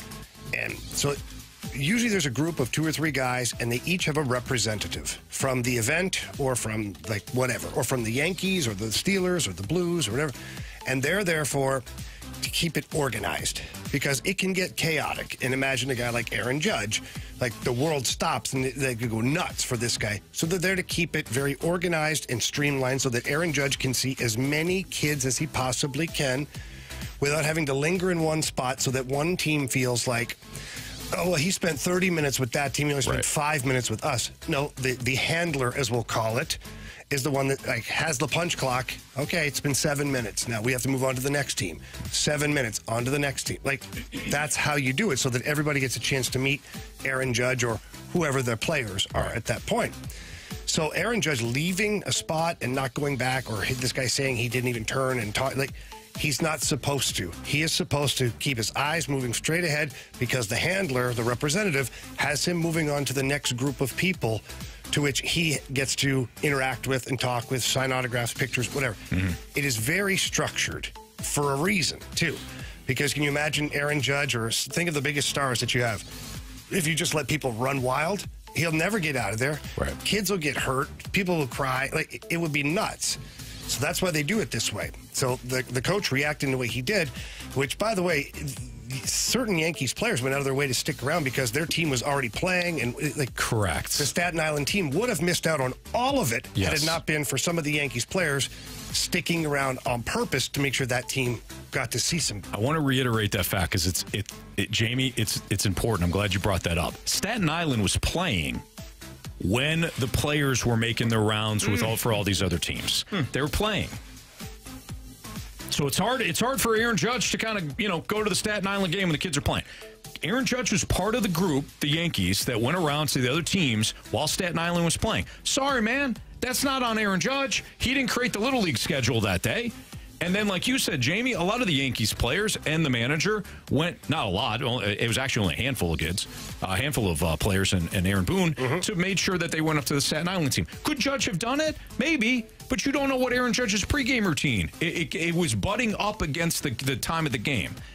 And how many times does Aaron Judge, as he's standing in the on-deck circle, no matter where he's playing, have a kid, a person yell out his name? You think he's going to turn around every single time? Do you know? You think you're special? I'm sure you learned this as well. You learn to. It's like white noise. Yeah. It's like they'll yell your name, and if hey Gator, we'll get to your Cardinals in a second. Gator, relax, pal. We started the segment when the Cardinals ended. Guys, 90% of the show is because the Cardinals. We're going to relax, Gator. We love you, pal. Trying to answer every person. So and that's me, Carey Davis. I couldn't imagine being Aaron Judge. It's probably 100 times worse. So you learn, especially during the game, you're dialed in, you're locked in, you're probably watching the opposing pitcher, worrying about, how he's going to attack you. That's your job. It's not to, unfortunately speak to every person that yells your name at a game because you can't see them or not going to talk to all of them. But if the Yankees and all of the major league players that were there went and spoke to all the teams, and this Staten Island team was unable to. You said Garrett Cole was there. He's pretty damn good. Yeah. The manager was there. That's the manager of the New York Yankees. How about tell your players, unfortunately, you're not going to see Aaron Judge because we were playing at the time. We could have not been playing, and then you would have got to see him. But our goal here is to play. And then he said something, how about turning around to the kids that love you, and the New York kids in California love Aaron Judge. Right. Kids in St. Louis love Aaron Judge. There are kids all over the country that are watching him play that love. So it's not, solely, well, we're from New York, you owe us. The head coach, the Little League head coach, is probably embarrassed right now for his outburst. You play silly games, you win silly prizes. Now, you're all over the news and people know your name and they think you're an idiot. And you probably shouldn't have done it. And as the Yankees said, you probably should have taken a better route to show your young team how to handle something that you may not approve of or agree with.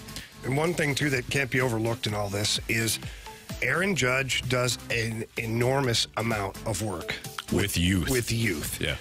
He does a lot of appearances. He does a lot of work. He raises a lot of money. He does so many things. So he's not that guy that turned the cold shoulder because he doesn't want to be bothered with it. Like, I'm a megastar and don't talk to me. Because that's not the case here. What's this coach going to do next? Tell everybody to go show up at the game and sell out the Little League World Series?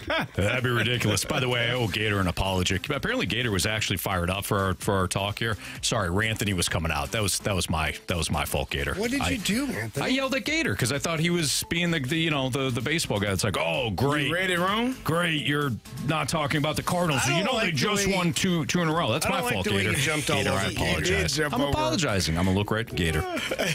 That's not me. Anthony came out. He was a psychopath, you know. This is why I love you, man. I apologize. This is why we don't let him have the text line. Exactly. This is exactly why. But he doesn't have the YouTube up, but it's up in the studio. Yeah, he sees. So he glances up every now and then. We usually remove those things out of Anthony's vision because he can't control himself. He's being a real Arizona Diamondback there, Gator. That's on me. I apologize, buddy. You're a loyal listener. I shouldn't attack you like that. Just like Aaron Judge get locked in for a game, when Anthony's out, it's tough to get him back in the cage. Sorry, Gator. All right, it's Fast Lane on 101 ESPN. We have a returning Gauntlet contender.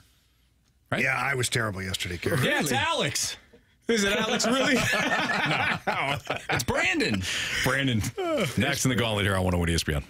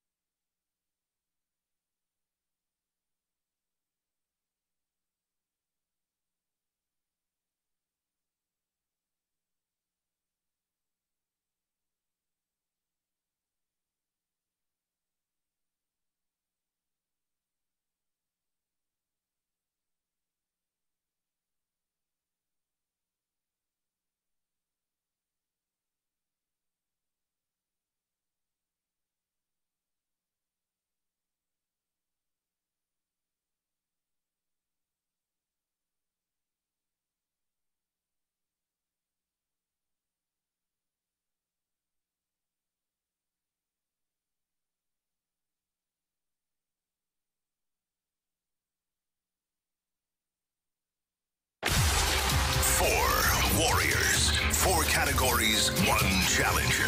Can you survive the Gauntlet?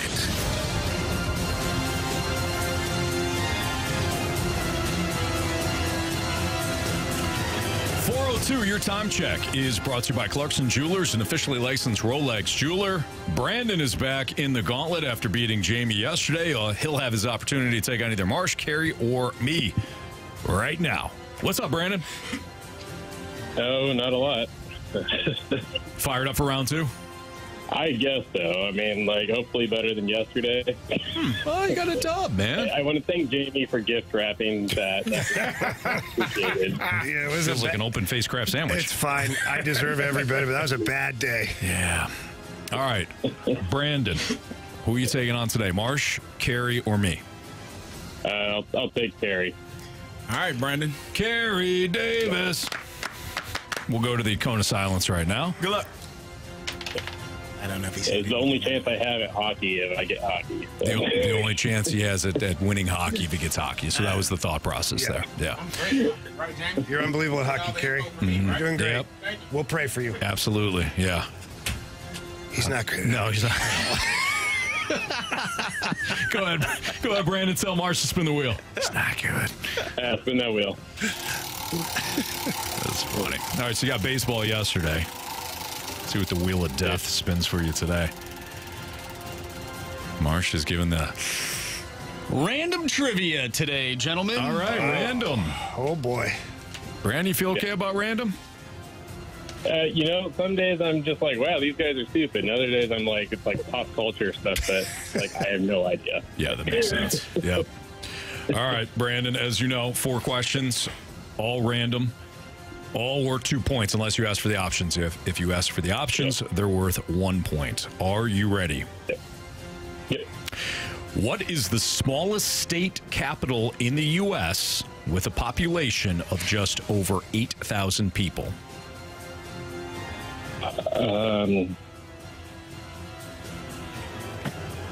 It's going to be Montana, South Dakota.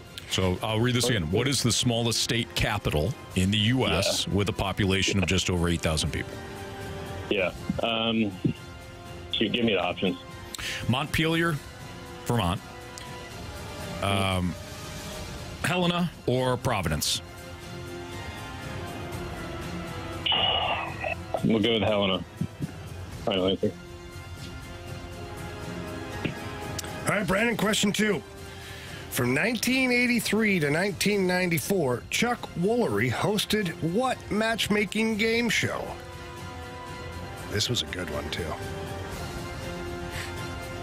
1983 to 94, is that what you said? Yes, sir. Give me the options. Sure. Was it Living Single, Love Connection, or Body Language? I'm going to go with Love Connection. Answer. Thank you. Final answer? Yep. Question number 3. Who wrote the 1889 novel A Connecticut Yankee in King Arthur's Court, a satire of life in the Middle Ages? I knew this at one point. I've forgotten it, so I'll take the options. Options are Sylvia Plath, Emily Dickinson, or Mark Twain.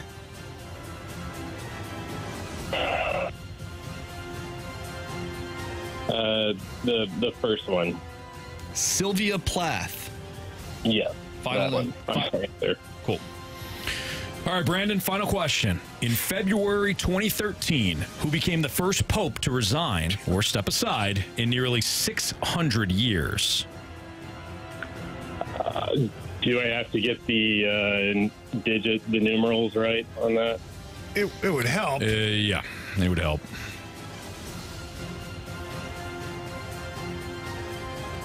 What would be? Can't remember. All right, give me the options.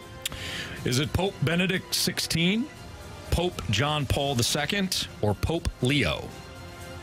Benedict XVI. Final answer? All right. Yep. All right. Carey Davis coming back in from the Cone of Silence. All right. How you feeling, Brandon? Not great. I know I got the last one, but that's the only one I'm certain of. All right. Let's see here. Okay. CD, you can go ahead and I can put your ears headphones Yeah, I just in. didn't want you to hear something that you shouldn't hear, Carey. I feel like it's going to be random. I feel like I'm a random guy as of late. You're that random guy? You're just a rando? Yeah. Why would you think that? Like, I don't know. It just didn't feel. Pick up a Didn't rando? feel football-y. Didn't feel hockey at all. You said baseball was what it hit yesterday. It kind of feel random, man. Random is a toss of a coin. Use a flip of a coin. It'd be either way. What coin would you choose to flip? I would choose a two-sided coin that I chose which side. Yeah, but what size? What side size? Size. Like you're going nickel, quarter, silver dollar. Go like quarter. What? Yeah. Quarter. Tails never fails. Okay. Yeah. Random. I know. Well, you got the first question right. Well, not the first question, but you got something right. It is random. I figured it. Random trivia. Jamie? Pack a lunch, buddy. I just ate. I know. You should probably eat again. All right. Question number 1. What is the smallest state capital in the U.S. with a population of just over 8,000 people? Ooh, what is the smallest state capital in the U.S. with a population of just over 8,000 people? I know the state, then, don't I? Pretty common knowledge. Give me the options. Montpelier, Helena, Providence. Providence, Rhode Island. Montpelier. It's Montpelier. Montpelier. Montpelier. And what was the other one? Helena. Helena. Oh, that's Montana. Ooh. Rhode Island is very small. Give me what was the options again?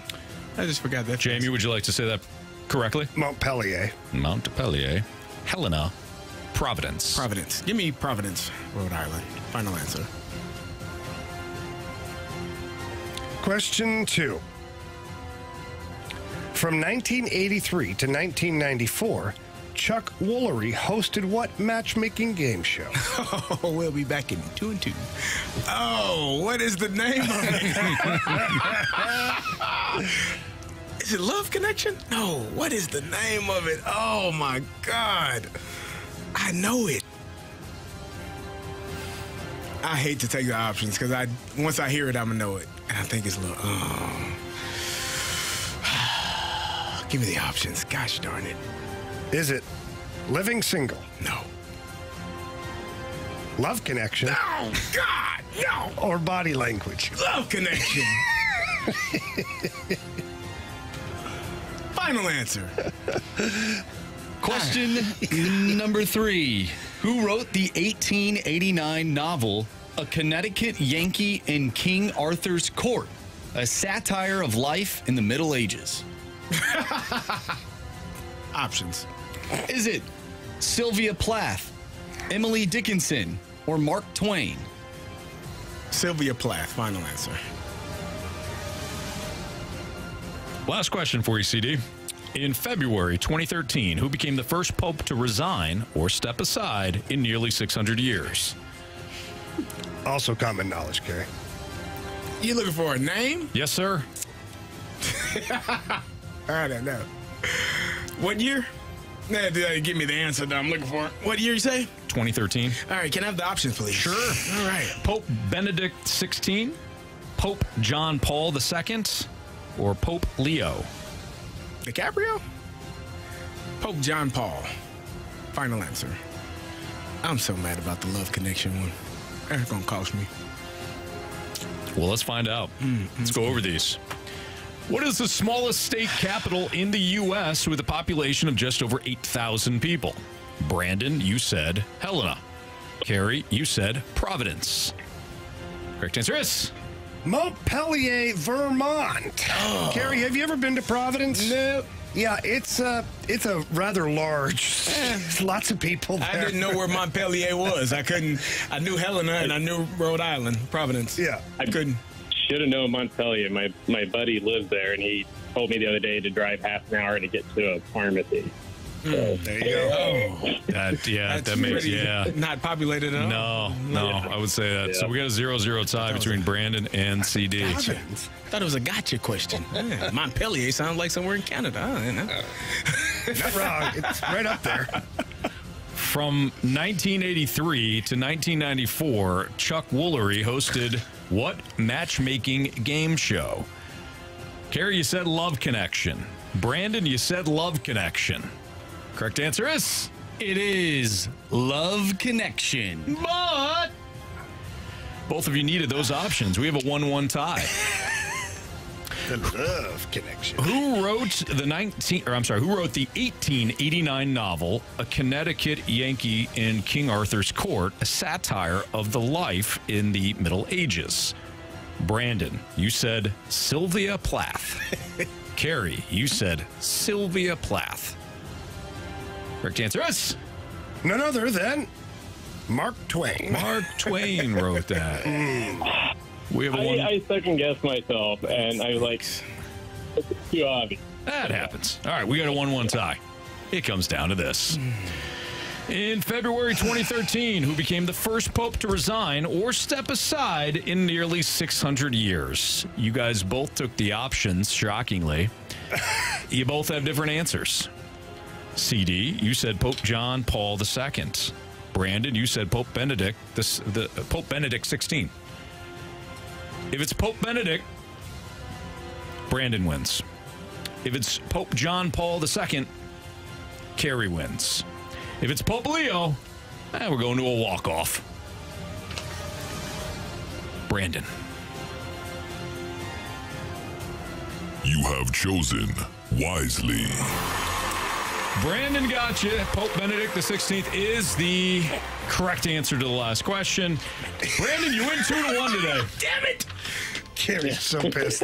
Love Connection.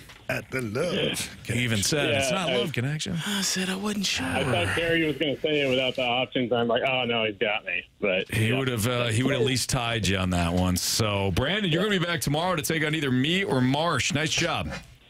Yeah. Let's keep this plug train rolling. I guess. Let's keep this hot train rolling. Yep, absolutely. Low scoring games. Low scoring defensive struggles. Yeah. All the way through. Good Yep. job, Brandon. All right, buddy. We'll see you. You guys are good. I know the snake pit caught it, but Brandon. Yes. Brandon called us dumb earlier. Stupid. Did he? Oh yeah. Did he? What did he say? Yeah, he said. He said when he got random, I said, "Hey, how do you feel about random?" He goes, "Oh, sometimes I'm like, these guys are stupid," and then other times I'm like, I don't know. Yeah, so that's nice. I hate random. Random's the worst. That was tough. It is. I hate it. Random's That the was worst. tough. Nothing makes me feel dumber than random. I think the only one I would have known was Love Connection. I talked myself out of it for some reason. I may have gotten to Montpellier just because the other two are larger, but still, that's it. I couldn't even think of where Montpellier was. Vermont. It's like right up there. If I'd have known what state it was in, that's why when I knew the states, I accidentally said Vermont to him. Anthony gave the state. Jeez. And he still picked Why Helena. didn't you give it to me then? Well, Come on. I That's totally my should fault. give it to Marsh, you. He should yeah. have. He should have gave it to you right away. Yeah, right away. I need it. I wrote down, Of don't course you say did. I'm sure it Vermont. would've That's helped. the answer to the state. Yeah. That's my bad, dog. And he said Vermont. He said it. I did. I Did he read it? I didn't give him the answer, but He read you read it. You Ron Burgundy. I What did he say? didn't give it I went- didn't give him the actual answer He to went it. But you Montpelier, could have Vermont. probably. You said Montpelier, Vermont? Yeah. Oh, Yeah. jeez. And then the next one was Helena. Yeah. If you'd have gave me Montpelier, Vermont, I probably would have got it. Oh, wow. Maybe. Well, you would have Protest. said Love Connection. I would have tied. You would have tied. Protest. So Protest. Justice for CD. No. ifs and buts or candy and nuts, we'd all have Merry Christmas. You know what I mean? I can't wait for Christmas. You got a while yet, man. You got Halloween, you got Yeah, Thanksgiving, I'm very excited for Halloween. Labor Day, Arbor Day, something or other day. Is Arbor Day? Blues don't know. opening I have no opening idea. night. Yes. Blues opening night. It's exciting. College football, pro football. Cardinals playoff baseball. Yeah. Illinois football. Especially after this series win against the Brewers. We're going to get into it next on 101 ESPN.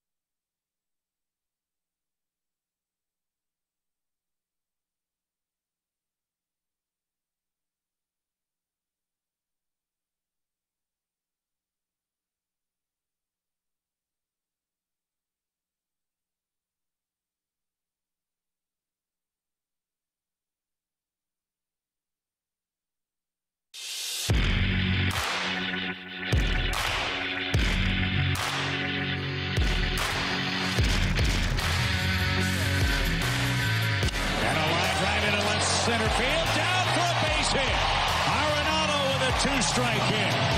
And the Cardinals add on. It's 3-0. And they would win by that final. Chip Carey on the call.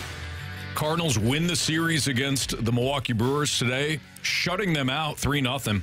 Miles Mikolas was the headliner. He goes 6 innings, only allows 2 hits, 0 runs, walked 1, struck out 3. It was a classic Miles Mikolas game where you have a bunch of, things that a bunch of innings where he had to get work in and out of trouble, especially including the first inning. He settled in, got a lot of ground balls, and did a nice job. Gave his team a chance. So all you can ask for out of Miles Mikolas, who's once again had an up and down season, and most of it has not been great. Kittredge comes in. Jojo Romero looked fantastic. He looked filthy. And then Ryan Helsley slams the door in the 9th for his 39th save. And, guys, you're not going to believe this, but the Cardinals did okay with runners in scoring position, at least in the 7th inning. They got guys on base and actually drove them in. Really? Yeah. That's new. Victor Scott singled. Mason Wynn singled. Burleson singled to make it bases loaded. And then Contreras drew a walk before Donovan hit into a fielder's choice, only because Wilson, I don't know why he didn't slide going into second. Might have been a force out. Yeah, it was weird. But then Nolan Arenado, after playing hero last night, he comes up, singles to left, drives in Donovan. Drives in Burleson and moves Donovan over to second. And that's all the scoring that the Cardinals needed. So they take 2 of 3. They're 63-64 and knocking on the door once again of earning that 3rd wild card. Speaking of Nolan Arenado, just pull it up here on the Twitterverse, and our guy BK has this written. Nolan Arenado since July 5th. Slash lines. 304, 360, 487 with an 847 OPS. Contract extension. Extend him while you can, guys. Guy's hot. Hot as well. He is playing better, though. He is. Absolutely. Is it too late, though? Probably. Yeah. Too late for the team. Cardinals? Yeah. Probably. Okay. You're still 4.5 games back in that 3rd wild card spot. Giants are ahead of you. Mets are ahead of you. Braves are currently in that spot.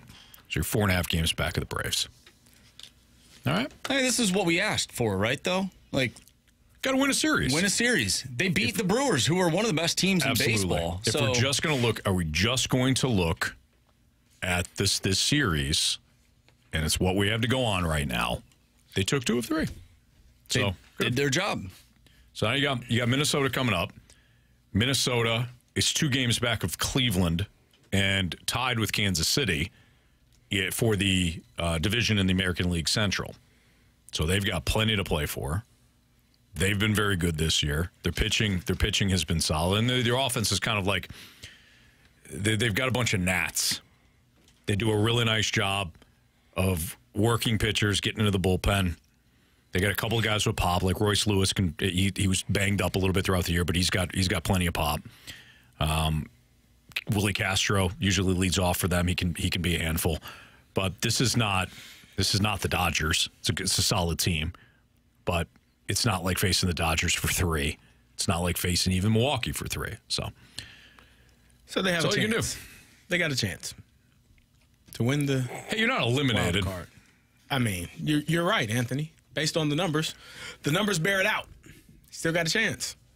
Just keep playing well. I do have a question. Is there any concern that 2, 4, 7 of your 9 hits came from Mason Wynn, Alec Burleson, and Victor Scott? Why are we doing that? Why are we doing that? It's a question. Carey, of course it's a concern. It's been a concern all freaking year. We won 3-0 today, and you got to go to the negative. That's not. Why is that negative? Carey doesn't know how to be happy anymore. Seriously, they ruined me. I know. You used to be so optimistic. I don't know the last time I wore those glasses. They have dust on them. I'm Jamie. hurting for you. I feel your pain.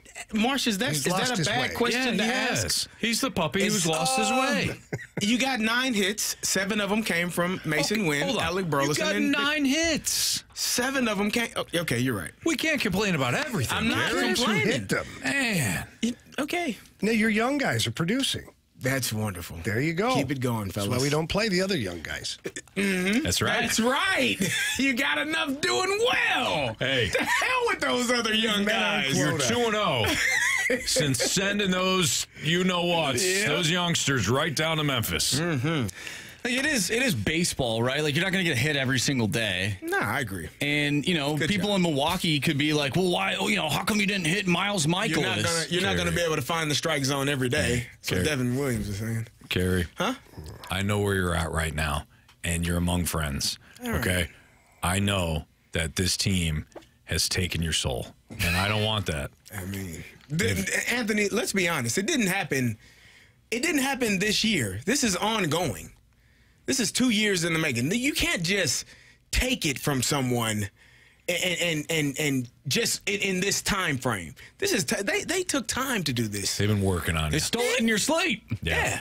Like the Grinch. Oh, I didn't think it was in the sleep, Marsh. I think it was just a little at a time. Wide awake. You think so? I think it was a little at a time. They just a little bit, and now you get Carey, 9 hits and a dub and a shutout. I just asked the question. And he hates it. And he hates I don't hate He's it. miserable. I love winning. No, you're angry. But if I'm going to be honest, I mean, Is that what I'm we're calling more now? of a put me out of my misery kind of guy.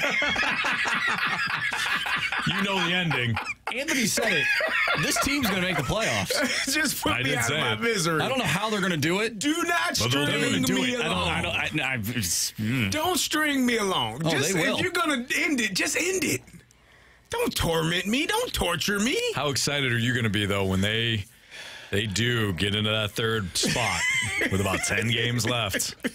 They're tied. All right, I'm excited. Yep. Yes, you are, Tim. This is what's going to happen. They're going to claw their way back in, and they're going to make things interesting. Hell, they might even make the playoffs. And everyone's going to be like, oh, hey, we're in the playoffs. Attaboy, Marshy. And we'll lose the first 2 games of the wild card. Says, see, we should have tanked. We should have tanked instead of made the playoffs. We knew it. I would call it from day one.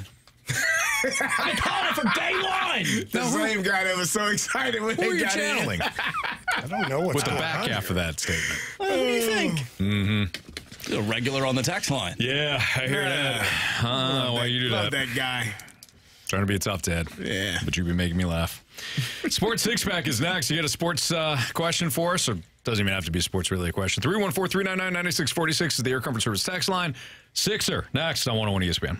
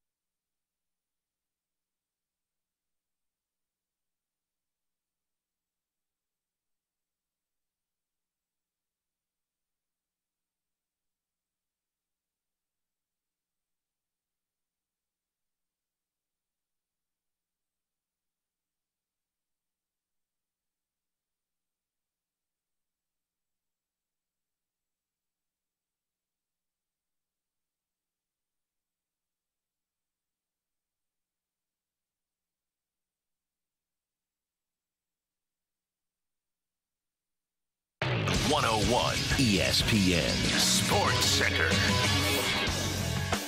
I'm Andrew Marsh. It's time for a Sports Center update driven by Johnny Londoff Chevrolet and Johnny Londoff Autoplex. The Cardinals pick up a huge win today. They defeat the Milwaukee Brewers by a final score of 3-0. Miles Michaelis with a strong outing, 6 innings, 2 hits, 0 runs. He only walked 1 batter today and struck out 3. We just had a conversation about the Cardinals winning 2 games in a row. If you missed that conversation or any conversation that we've had today, make sure you go to 101ESPN.com or dial up that 101 ESPN mobile app. It is free. Head to the podcast page. You'll find all of our shows there, and it's all brought to you by Dobbs Tire and Auto Centers.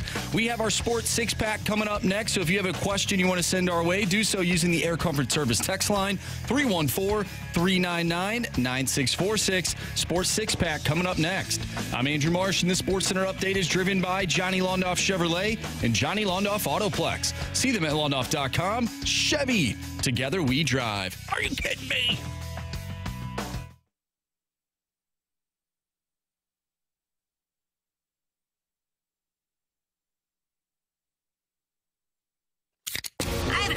It's time for the Fast Lane to answer your sports questions. I want to ask you a bunch of questions. I want to have them answered immediately. Asking me all these weird questions. Answer the question. Answer the question. Answer me! The Sports Six-Pack is now.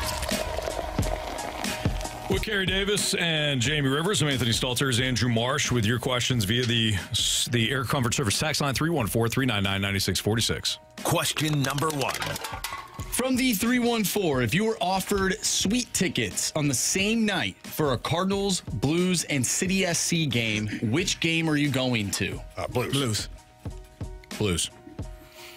Okay. Question number 2. Marcia, you. Oh, I'm going to a Blues game. There we go. All right. Hell, I've already been in this. I went last season. Yeah. I had an unbelievable time.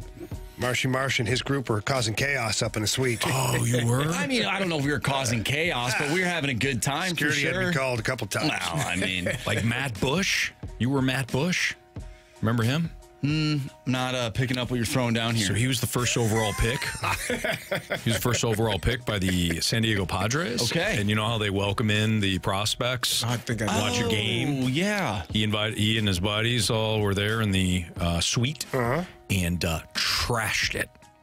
Absolutely trashed. He was the number 1 overall pick, trashed it.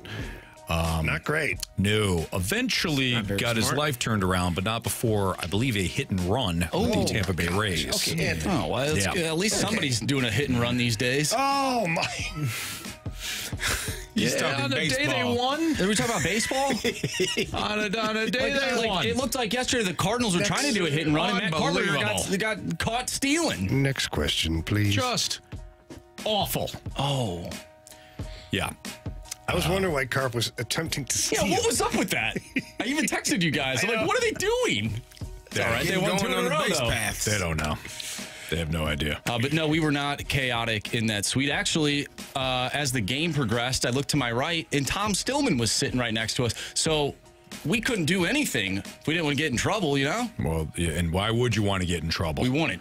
Yeah, here you go. 2009, Bush was allegedly involved in a drunken assault at a San Diego high school, which is caught on camera. According to witnesses, a drunken Bush beat up a high school lacrosse player with a golf club while screaming, "I'm Matt Fastlane Bush," which was recorded on videotape. This led to the Padres to designate Bush for assignment following the team signing of Cliff Floyd. Why? On March 22nd, 2012. Wait, there's more. Bush was arrested and charged with 2 counts of DUI with property damage. 1 count of DUI with serious bodily injury. 1 count of leaving the scene of an accident with an injury. 1 count of driving with a suspended license. And 2 counts of leaving the scene of an accident with damage to property.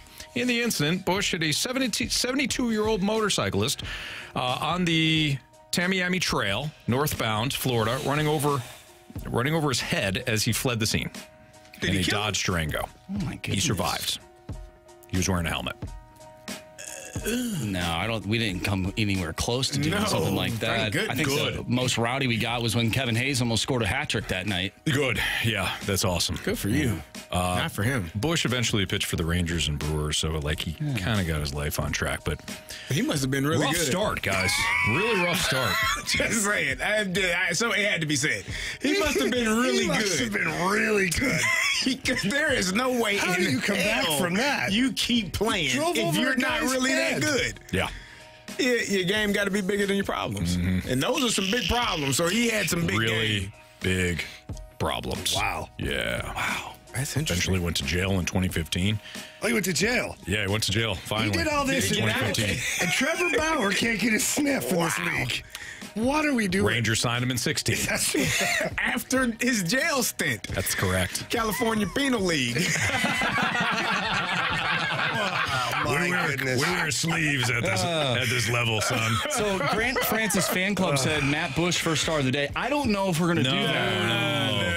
That reminded me of the time when we were talking about the Godzilla song, and it was with Diddy. And we gave Diddy a star. And it turned out that same week he got caught doing some stuff. Lots of stuff. Lots of stuff. If you go on a deep dive, you're going to find out a lot about Diddy. Yeah. Much more than just the music. Not Diddy. Behind the music, you know, with P. Diddy. Behind. I see what you did there. Yeah, thank you. I don't know if Matt Bush will get a start today. No. I say no. I vote no. Question number 2. All right, gentlemen. Here's the scenario. 2 more years of Ollie Marmol, but after the second year, he's done. Albert Pujols becomes the manager of your St. Louis Cardinals. Do you wait those 2 years out, or are you willing to part ways now with Ollie to bring in somebody else? And now Albert's not in the question. Who says Albert's a good manager? That's where I was going to go. I do that. I go through this all the time. It's Albert. Listen, guys. It's Albert all the way. Okay, guys. Tell me your opinion on superstar players. Managing. I have an easy story to reference with this. You better not bring up the great one. Well, I am. Wayne Gretzky was a coach in Phoenix. I played for Wayne in Phoenix. And he was a fine coach. He was fine. It wasn't like he couldn't do the job, but he had the hardest time comprehending how players couldn't do what he did. It's the weirdest thing, right? He literally one day was yelling about this guy on the power play. I'm not going to bring up his name because it's irrelevant. Yeah. He's like, how come? And he looks at me and goes, how the hell can he not see that guy wide open? And I said, hey, Gretz, I'm going to let you in on a secret. It doesn't say Gretzky on the back of his jersey. You're the only one that could see that. Nobody could make that play except for you.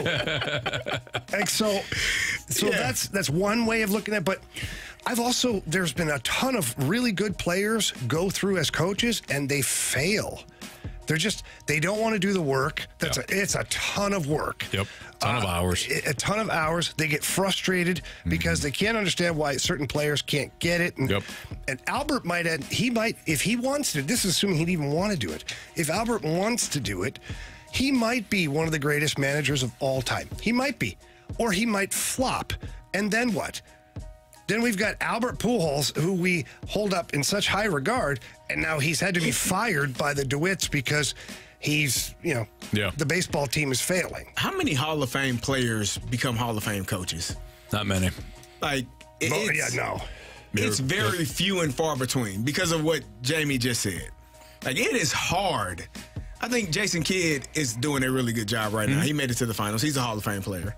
But I think it's really hard for a Hall of Fame player to coach normal people. Yeah. Because they don't understand how the hell you can't do what they did at one point. They also didn't get the coaching. Yes. You know what I mean? They didn't get the coaching. They got something that they didn't. Like Michael Jordan, we're going to coach him. Not that. Well, that's why the blue collar guys, the backup quarterback, the backup running back, like the fourth liner, coaching because you had to be perfect out there, no question, and you had to know all of your material. Yeah. So usually guys like Albert, Yachty, Waino, like those guys, usually those guys don't have to worry about the coaching part of it, being coached as players. Yeah. So, anyways, but still, it's Albert. If I had Albert. Yeah, I don't think he's going to get the job. I'm not sure he wants it. Okay. Well, Mo will be gone because Mo won't give it to Yachty. No. Well, he may have tried. He probably did try. I don't think he tried. I don't think Yachty wanted it though. I don't think he tried to get him that job. He wanted the manager job, That's just right. not anything else that came with it. Correct.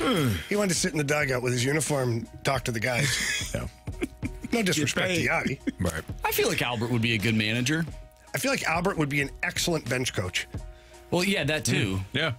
To where he's grabbing guys and just tips, not having to worry about all the other crap. Sure. I don't know. I feel like Albert would really Carey, be grab good a at. guy, you work with him a little bit. Help him out. Okay. Yeah. I feel like he'd be good at making decisions, though. Like he knows baseball. He does. Yeah.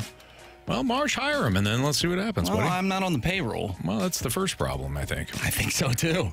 Question number 3. Here's another problem from the 618.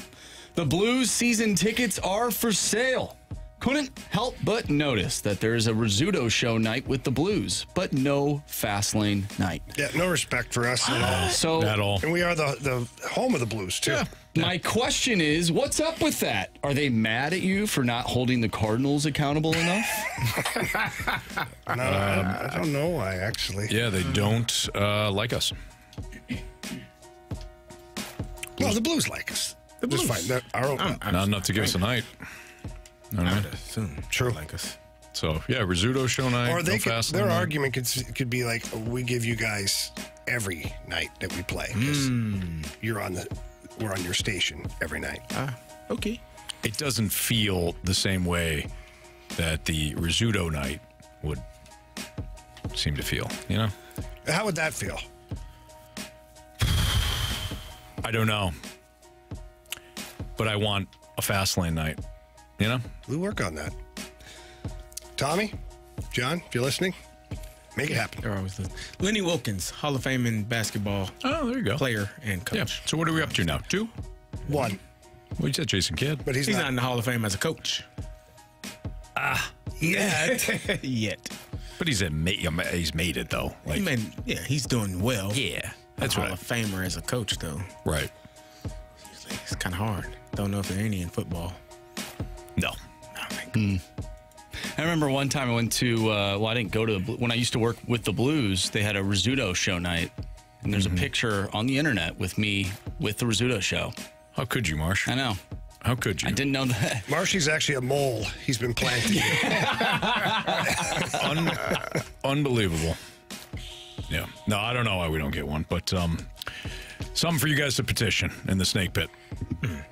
Sports Six Pack, Part 2, next on 101 ESPN.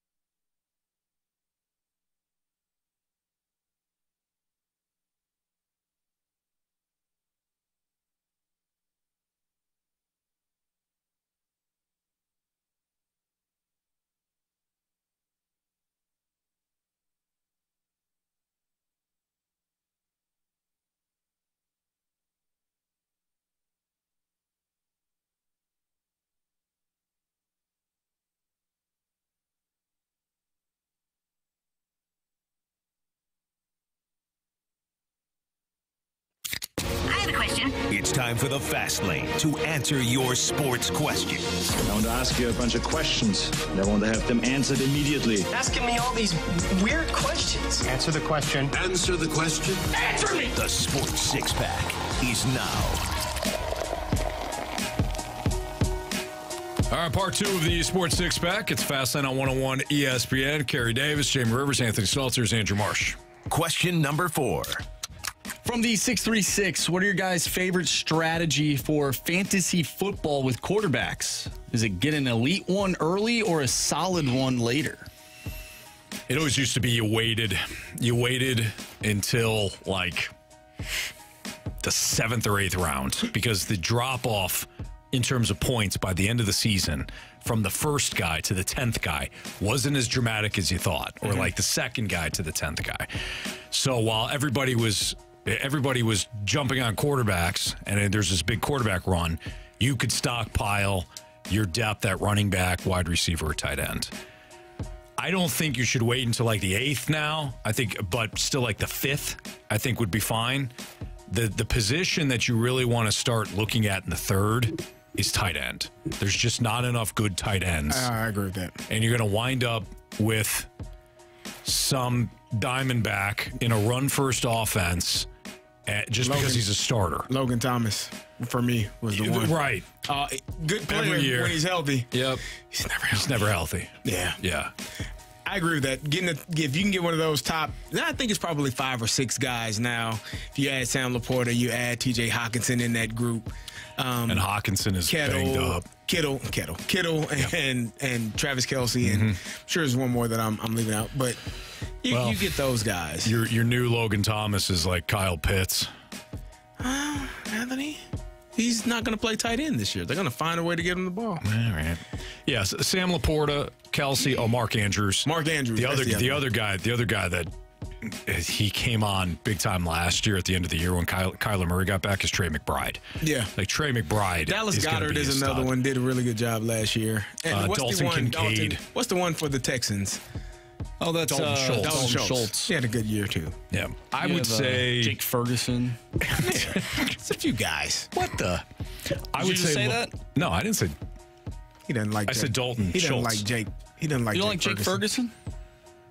Didn't you call him something else? No, you call him Jake Ferguson. Jake Ferguson. What'd you think I said? Something else. I don't know what you could potentially have heard. He probably can't. Did you say take Jake Ferguson? No. He said Jake Ferguson. I don't know why, but I heard Richard Ferguson.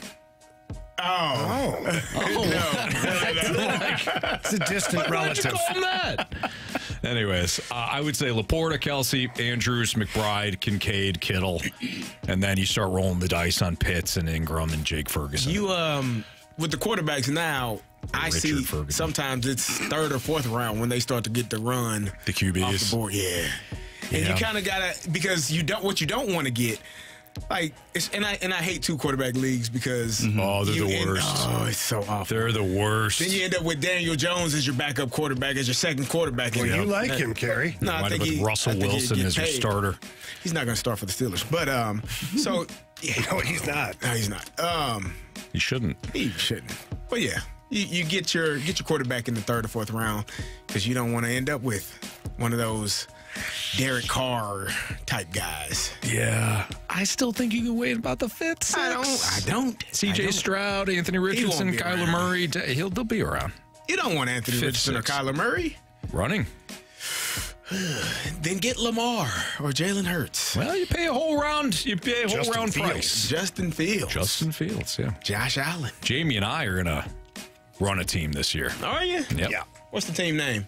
We don't know yet. We're working on it. We're working on it. Yeah. The Blue Herons. It was sick. Yeah. The Turtle Savers. Is this a case where, like, you'll...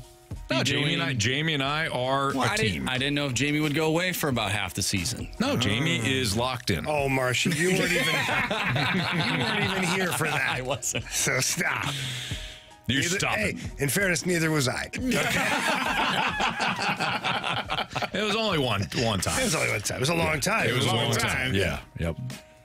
Question number 5. All right, Jamie, from the 636, do you think these Oilers, I guess they're not Oilers anymore, feel any certain way about being yanked out of Canada to come play for the St. Louis Blues? I wonder how they feel about these things internally. Oh, they probably feel a little bit better. Tax bracket's better down here than up there. Although the U.S. dollar is worth more up in Canada, so probably balances out a little bit. Weather's nicer down here. Edmonton is a tough go. It's a lot of winter time up there in Edmonton. I don't know. Here's the thing. These guys willingly signed the contract. They weren't forced to. They weren't traded. They willingly signed a free agent contract, even though they were restricted free agents. They signed the deal to come to St. Louis. So they're obviously very excited to get here to St. Louis and play for the Blues. Otherwise, if they didn't want to leave Edmonton, they wouldn't have signed those offer sheets. You think they were hoping that maybe somehow, some way, Edmonton found a way to match?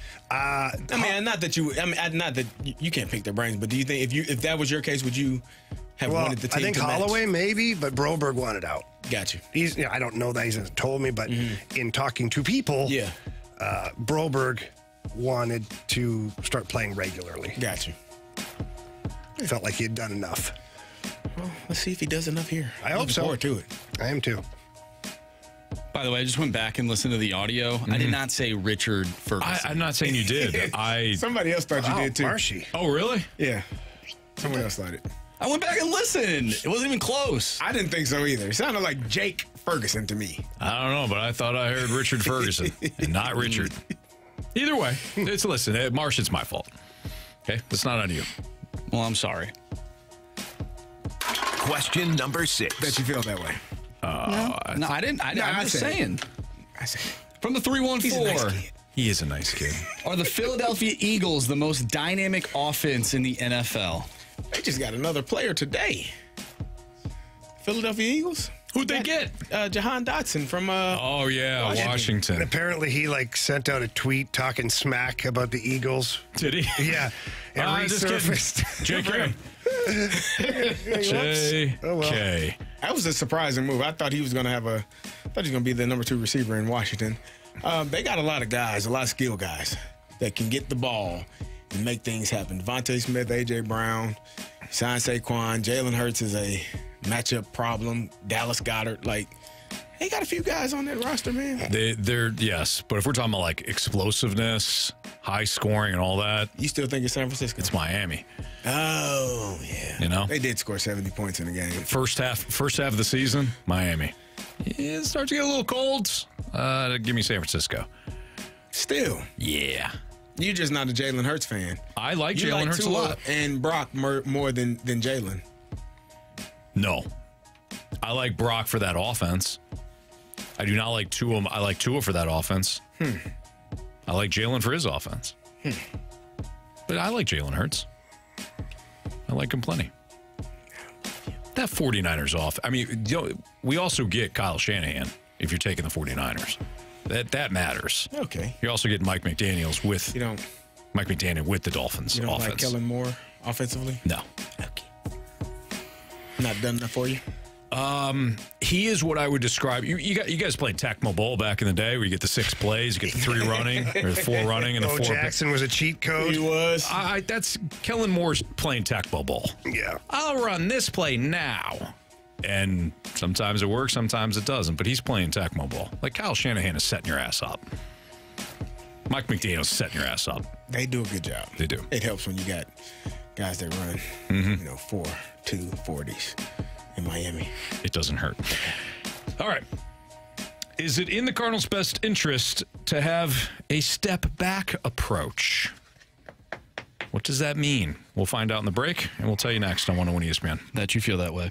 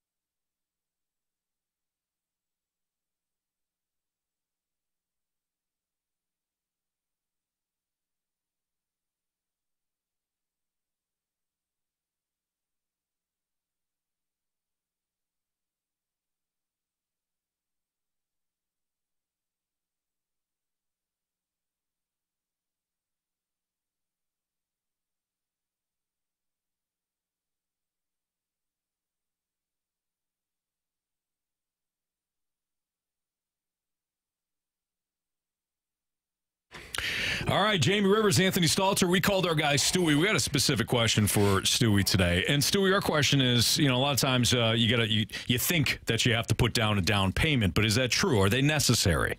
You know what, Anthony? First, the perception I see out there is you have to put 20% down. Wrong. A minimum down payment usually is 3%, 5%, 10%, depends on what the payment you want and whether or not you want to pay this nasty thing called PMI. But everybody's got the challenge of coming up with the money that they need to put down as a down payment. How about 100% financing? If you're a first-time home buyer, I can do your loan, 100% financing, great rate, and on top of that, you can get the bagel loan with no closing costs. So you have to come up with like $2,000 to $3,000 to cover your homeowner's insurance and some other minor incidentals, and you're in a house for $300,000. It's easy, it's simple, it's cheaper than paying rent. Credit scores are not that big of a deal. If you have a credit score in the upper 600s, you can qualify. If you're a first-time home buyer, take advantage and buy the house that you think you can't get. This is exactly why people need to call Stewie, because so many people just think it's one way. This is always the way it's been. Things have changed a lot, and they continue to change on a daily basis, a weekly basis, monthly, yearly, all of that stuff. Call Stewie. His personal cell phone number is 314-324-4440. Again, that number is 314-324-4440. If you can't remember that number, you're driving, don't worry about writing it down. It's pretty easy. What can you do, Anthony? You can always Google the bagel loan. Stewie, keep up the great work. Have a great night, guys. NMLS number 226715.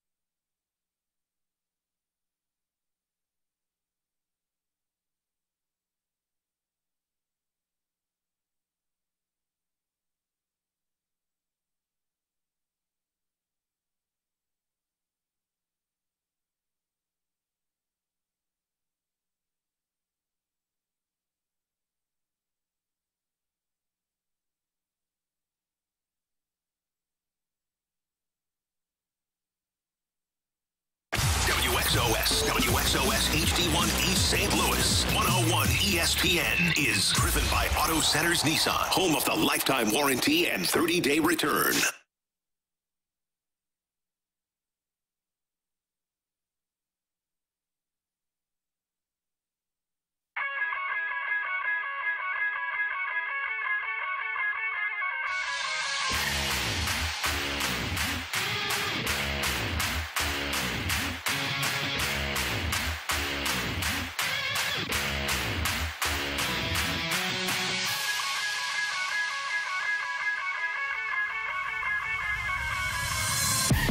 It's a Fast Lane on 101 ESPN 504. Your time check is brought to you by Clarkson Jewelers, the officially licensed Rolex jeweler. Is it time for the Cardinals to take a step back? Is it in their best interest to take a step back? Kylie McDaniel was on BK and Ferrario, and he talked about whether or not the Cardinals are best suited for a reset year or perhaps two. This is what Kylie McDaniel had to say again on BK and Ferrario. Instead of giving $8 or $10 or $12 million to those sort of veteran Band-Aids that you're hoping are fixing the problem you have without having to go give somebody $200 million, you can instead go take somebody's $7 million bad contract with a player that maybe you release right away and get a prospect on top of it. If you just for 12 months turn on the we're going to go get some players, like you saw what Tampa did.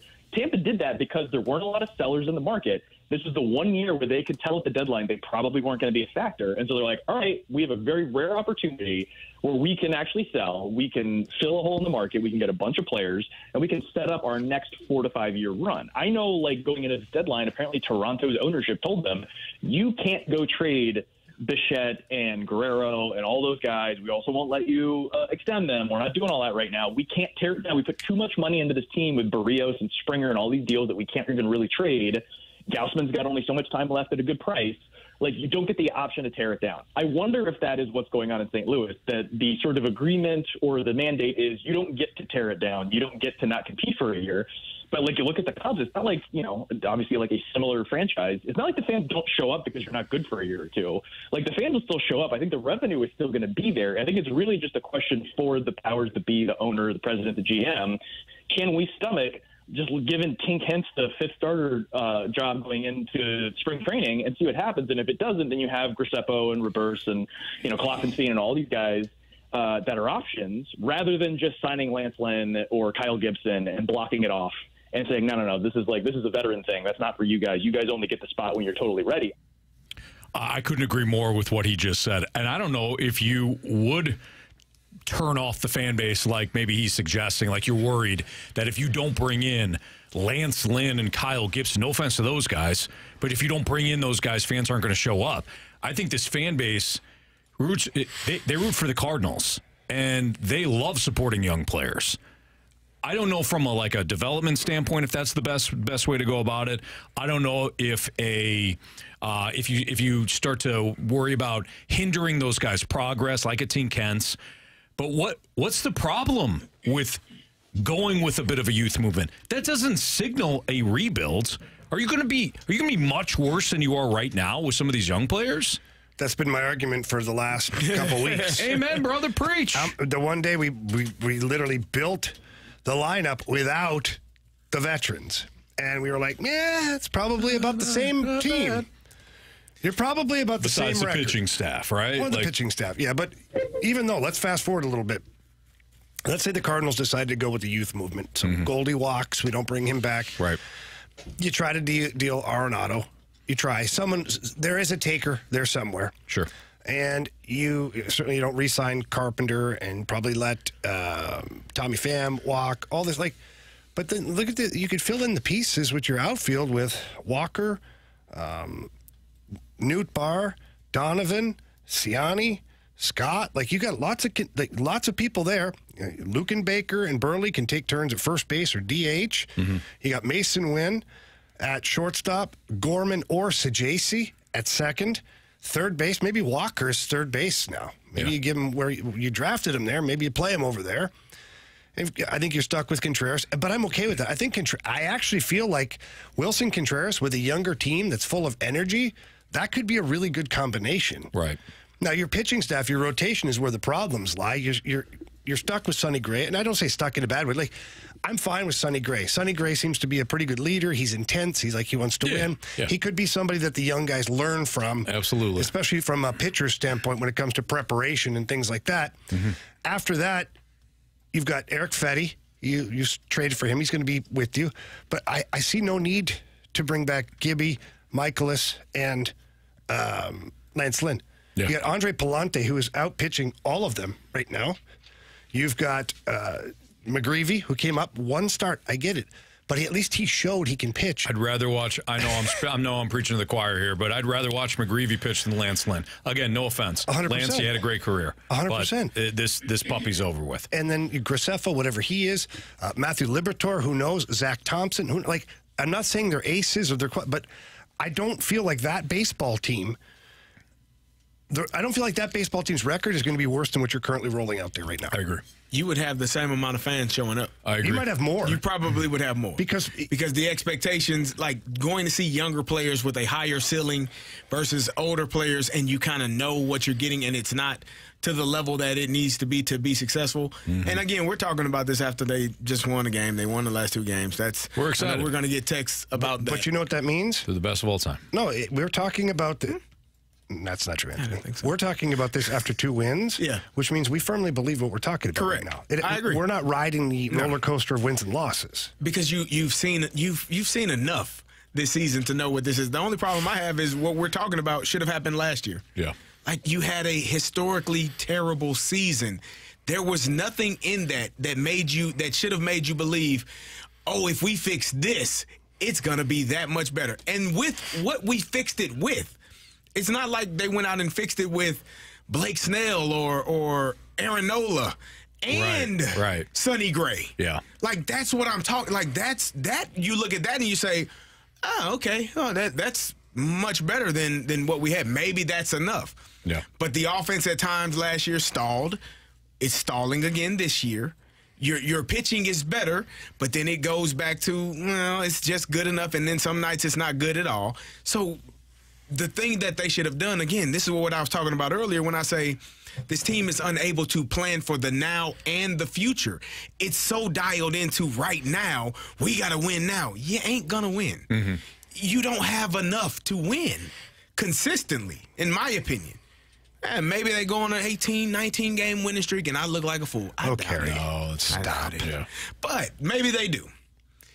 But when you look at this roster, you can say, probably a little bit better in this area would be good. Much better in this area. This area, we're okay. I wouldn't mind having an upgrade here. There are a lot of things that I think this team could have done better in the offseason to make this season better. But when you're looking at what took place all of last year, there's no way you can just say, all right, we added 2 pitchers that led the league in hits and home runs, one of them, and say, we're going to be better. Mm-hmm. We're better off now than what we were. That to me was just, again, you're not thinking far enough in the future to plan for what's going to happen. And I honestly feel that if you went with a little bit of that youth movement, like the lineup we just talked about, those guys, you could market the hell out of your team. Oh, yeah. You could, like, seriously, I believe more fans would show up. Because who doesn't want to see young players, like, that are energetic, that are out there, you know you're going to see mistakes, and Cardinal fans aren't stupid. Right. They're going to know that there's going to be wins and there's going to be losses. Yep. It's not going to be a World Series team. But if you're able to watch Walker, Wynn, Gorman, Donovan, like, these are guys that play pretty hard, and you're watching this on a regular basis, you know that a year from now, 2 years from now, this team might finally get back to what Cardinals baseball looks like. Yep.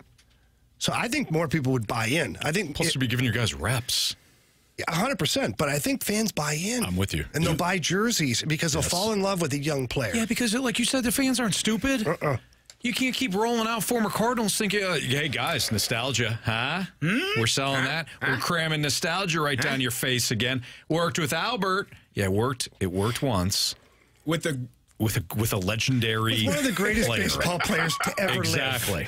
Who got 700 home runs? You can't keep rolling that out. Mind you, everybody would say it under their breath. They wouldn't say it out loud, but everybody under their breath was like, Albert should probably hang him up here. Right. And he said it. I know. But he said it after the fact. He's like, I thought about, Yeah, but it was in his mind as well. And so he comes back after the All-Star break and, smashes baseballs left and right. Now, all of a sudden, the whole season's redeemed. Agreed. All right, it's Fastlane on 101 at ESPN. We got a hot take or hot garbage next. So if you got a hot take or hot garbage statements, we are going to hold off on that probably. Actually, you know what? No, let's do that. Let's do hot take or hot garbage, all right? That's your problem. Yeah, well, sometimes you read the play, and you got to make a... What audible did you need to call here? I don't understand. I took my headset off. I was ready to... I thought we were going to break you. Guys. And then he could hear the wheels spinning. Are you Tecmo Bowling it right now? Line up. It's an audible. Okay. I'll handle it. All right. All right. But you did. We got another play. We got hot take or hot garbage. Actually, Jamie, I'm wrong. We don't have to know. We're going to ask him anyway. We just got a false start because we don't know the play. I backed away from the center. You better call timeout. We're going to do hot take or hot garbage next. So send in your hot take or hot garbage, 314-399-9646. We'll do hot take or hot garbage next on 101 ESPN.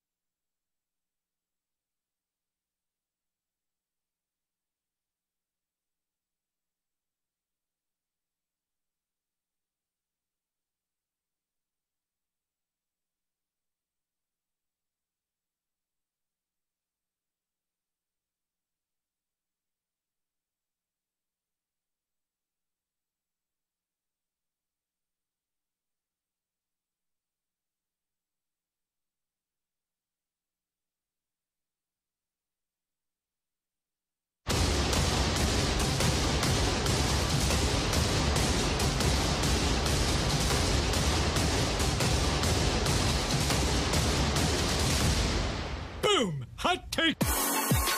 All right, hot take or hot garbage here in the Fast Lane on 101 ESPN. March, what do you got for us? All right, let's start off with the 636 hot take. St. Louis's own Ezekiel Elliott leads the NFL in rushing touchdowns this year. Oh. Hey, Carey, you go. I can't. Leads the NFL in rushing touchdowns this year. Touchdowns. He should leave this team. He's starting. Yeah. He had a decent year last year in New England. Have you seen that offensive line? I have. Yeah, they're not really there. Is Christian McCaffrey still playing in the NFL? Let me check. Yes. Is Breece Hall?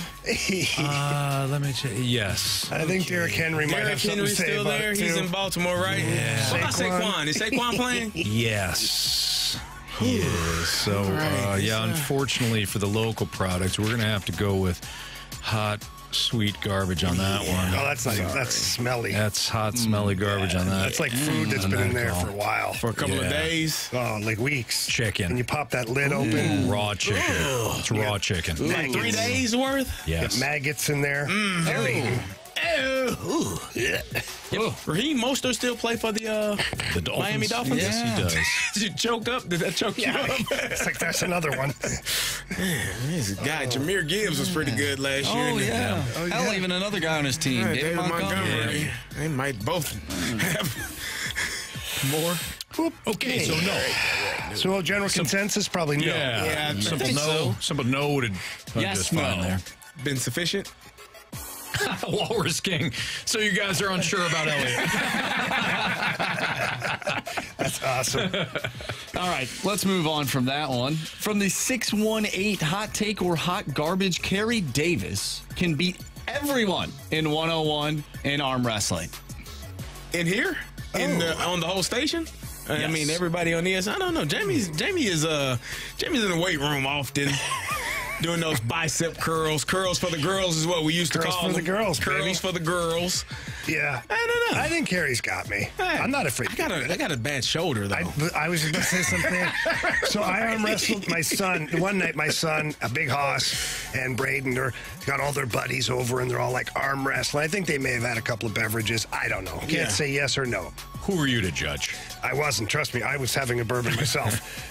And then they started they're like, oh, Dad, I want to challenge Dad. I want to challenge Dad. Because Haas had beat everybody. Yeah. And he's like, well, Dad. I'm like, dude, I got my elbow and my shoulder. He's like, oh, yeah, you just excuses. So I'm like, okay, fine. So we lock up, and I buried him. Yeah. But after I was the next day, I'm like, my shoulder was sore, my elbow, the tendonitis down here. Yeah. So Anthony's got some pretty big guns too, but he hasn't been in the weight room since he lost his iPod Shuffle. I'm still looking for it. I'm still looking for it. You know what? That's going to be a Christmas I got an gift. idea. We're going to get him an iPod Shuffle. I can't download the music because I don't know how. Oh, I can handle that. Okay, we should. Are you ordering it on Amazon? I'll go half on it. He's got a Commodore 64. He can upload that music. Fine. Yeah. Thanks, guys. I appreciate you. No, I think I do think I'd win, and only for one reason. Why is that?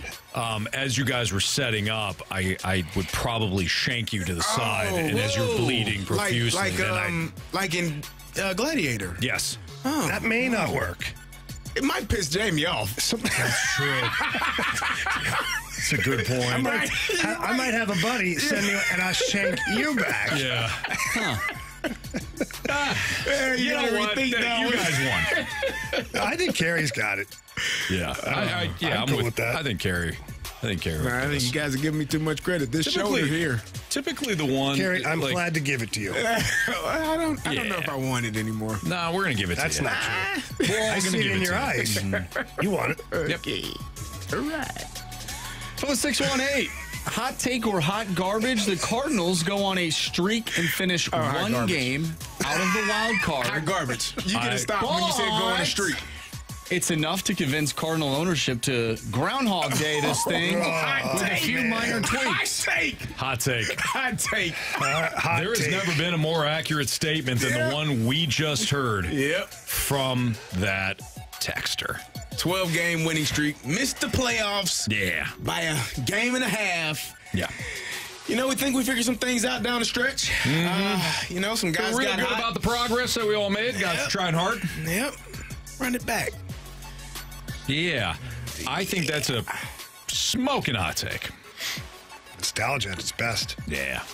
It sells. It doesn't. It doesn't anymore, no. No, not one bit.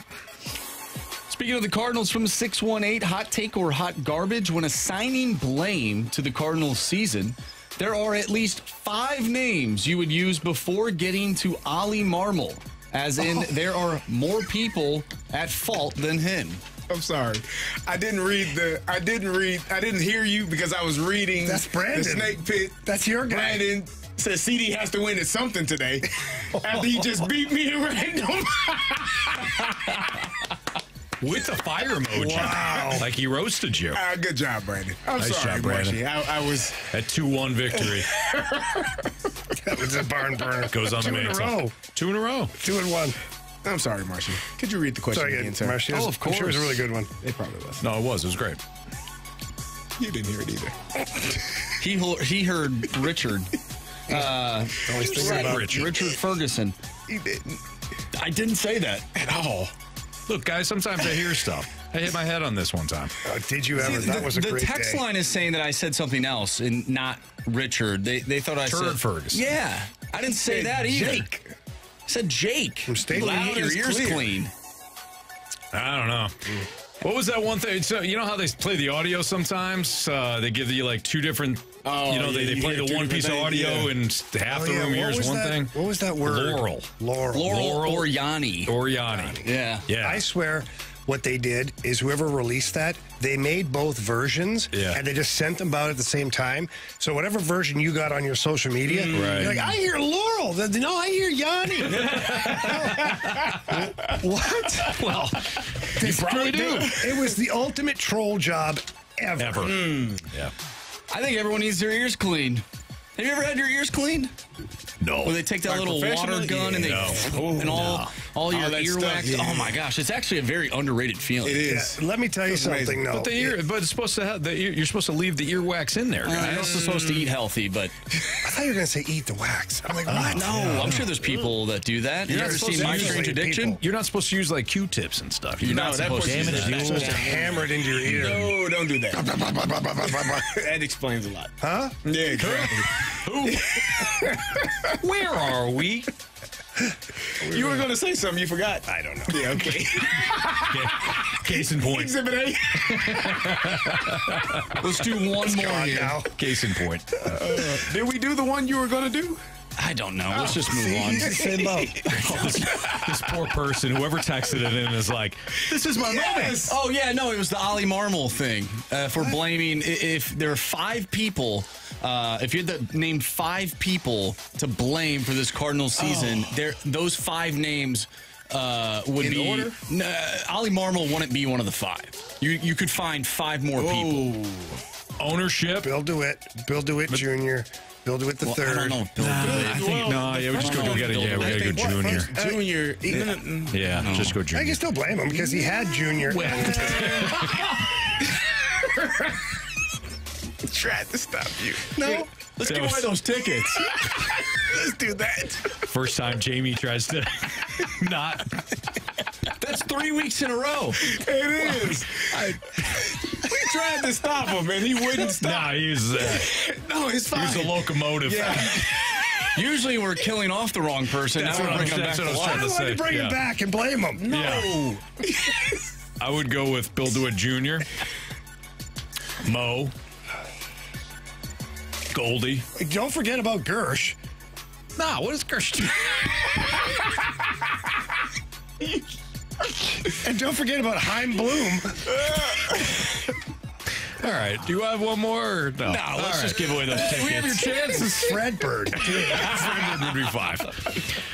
We have a chance to shoot your shot right now to score a pair of tickets to see your St. Louis Blues in the home opener against the Minnesota Wild on October 15th at Enterprise Center. Blues hockey is right around the corner. Single game tickets for the 24-25 season. Well, they went on sale at 10 a.m. this morning. Don't miss exciting new theme nights and can't miss giveaways this season. Get all the details at stlouisblues.com, or you can text in right now to 314-399-9646 to win free tickets to the Blues home opener. You can also register to win tickets to the home opener at 101ESPN.com or on your 101 mobile app. You guys got a trivia question today? What did we do today?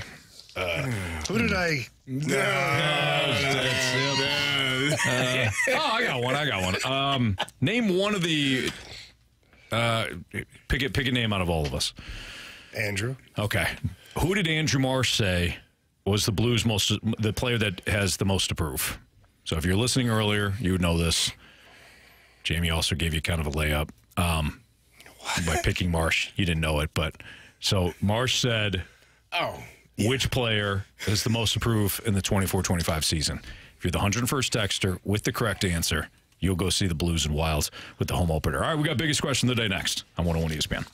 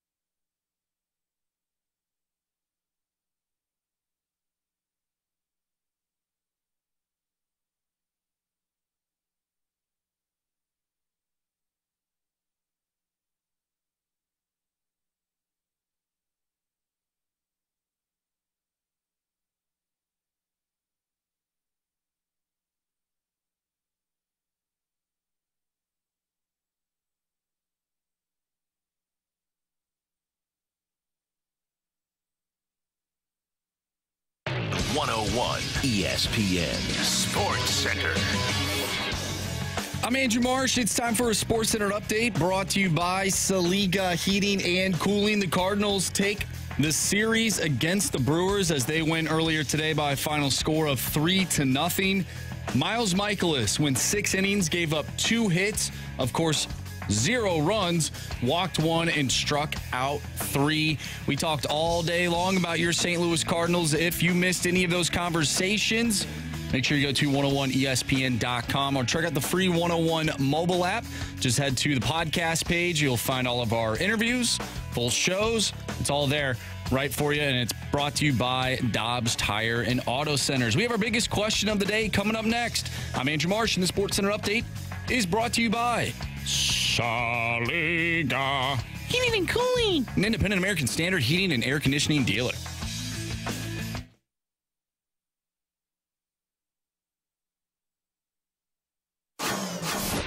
It's time for the Fast Lane's biggest question of the day.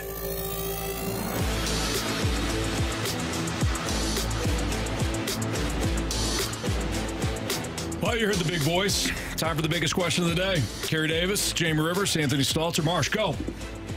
All right, so I was thinking about this, and we talked earlier in this hour about what is in the best interest for the Cardinals. Is it to continue being a playoff team? Is it to take a step back? We talked about the spending earlier today. Why do you feel, though, like the Cardinals need to be a playoff contender every year?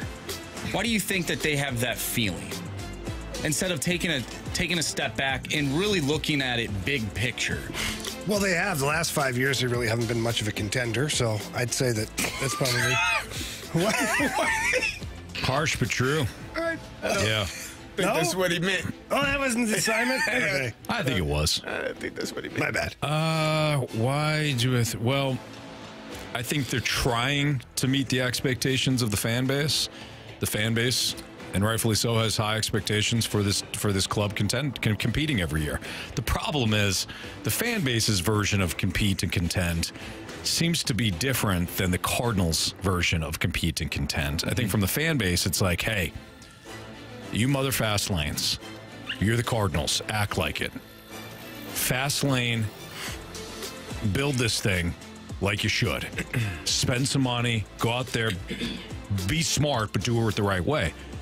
And the Cardinals are like, hey, we owe it to the fan base to put a good product on the field. Let's go out and get veterans that have played for the Cardinals before, and we'll just patch holes that way, and we'll show them. We'll show them that we love them. Yeah.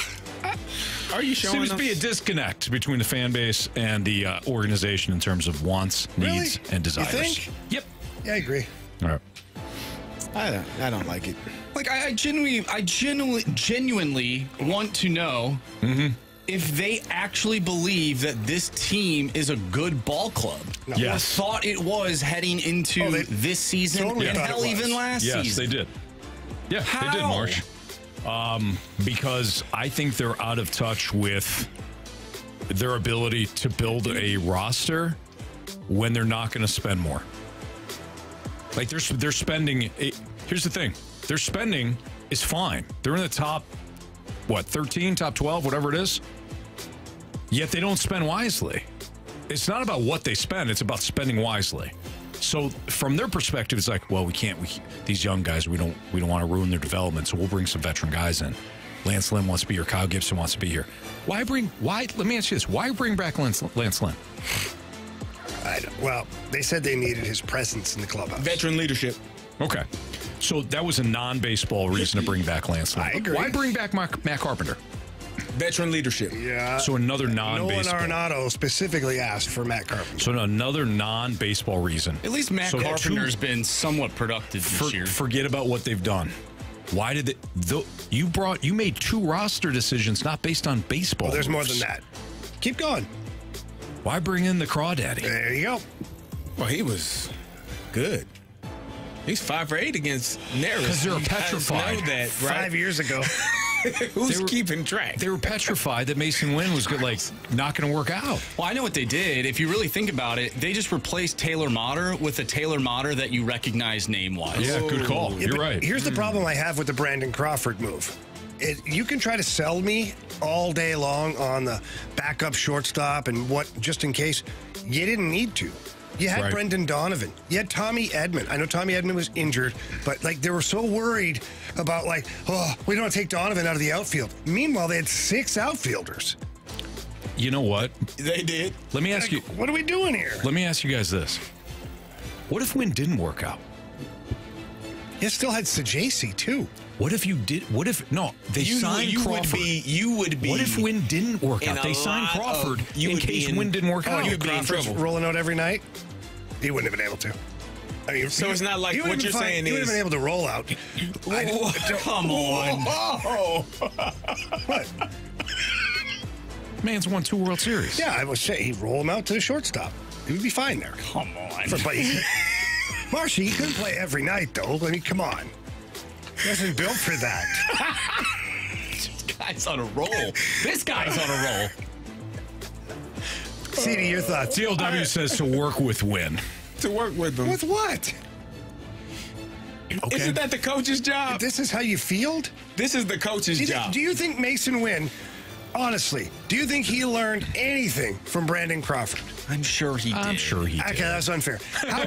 How much, is it game-changing in order to sign a guy for what he taught Mason Wynn? Well, to occupy Mason Wynn's a bench raw role. ability is pretty damn good. To occupy a bench role. So if DLW is correct, and maybe he is, that's then 3 non-baseball decisions that you made in the offseason. Lynn for veteran leadership and grit. Carpenter for veteran leadership. And the Crawdaddy to be a coach, but he's also on the 26-man roster. You made 3 decisions. It was not 3 baseball. guys on your 26-man that are coaches, basically. And we wonder why they're a game under 500 right now on August 22nd. Is it just one game? Just one. Is it just one? Yeah. Oh, they won the last 2. Yes, they did. Oh, I forgot about that. Yeah. Almost time to put the glasses on. No. Yeah. Actually, you know what? You might as well. Might as well. What difference does it make at this point? I mean, the last time you put them on, they went on a losing streak. Oh, Carey. They won. What? They were 5 specifically games said over 500. No. And they haven't been there yet, so you might be right. They went on a winning streak, and remember we were talking about like, I think Carey might be moving the goalpost here, but you're like, I no, put the glasses on I put at the 5. glasses on, and look where we've. So it's my fault. How we've done. Yeah. Okay. Look, we don't want to point fingers around here. You're a problem. You're a big problem. All right. Let's get to bet the board. We went 0 for Gopher last night as a team. Ugly. Not great, Cardinals guys. let me down. Yeah, they did by winning. They did by winning. You poor son of a you-know-what. All right. Yeah, bet the board. Criticisms, compliments. 3 stars of the day next on 101 ESPN.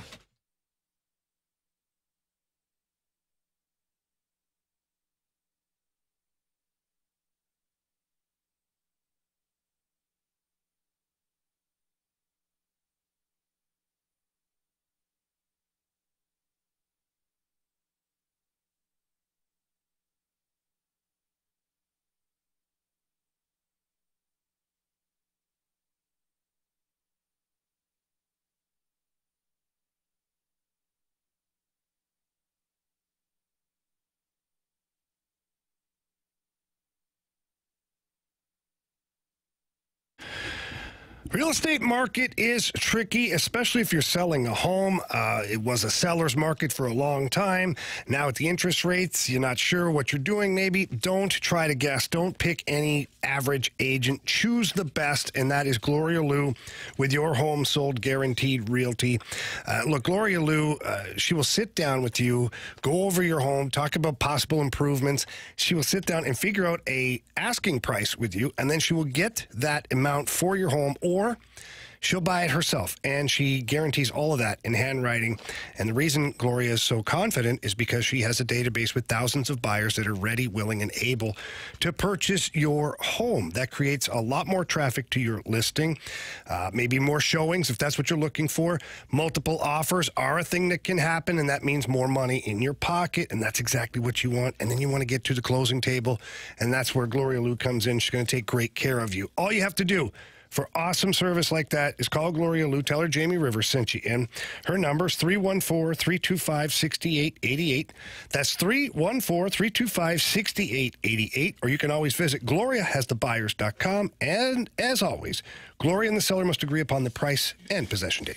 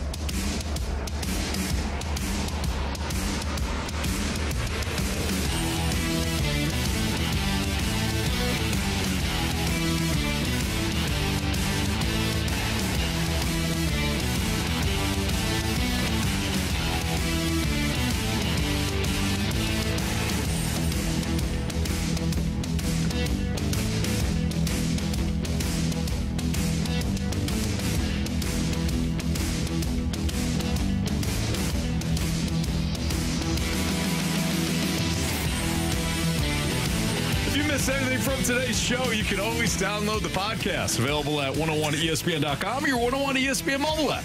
It's all brought to you by Dobbs Tire and Auto Centers. All right, we collectively crapped the bed last night, guys. 0 for 4. Yeah. With our bet the board selections. Not great. I put a lot of faith in Jack Flaherty, and he jacked up my night. She's known. Over 7.5 Ks, guys. Let's see what you finished with. 5, I think. Yeah, I think you finished with 5. I think 7. That bum. Ain't yeah, eight. 5. All right. Marsh, on me. What's our standings? 10-10, Anthony Carey. Jamie has 7. I have 6. Go ahead, Carey.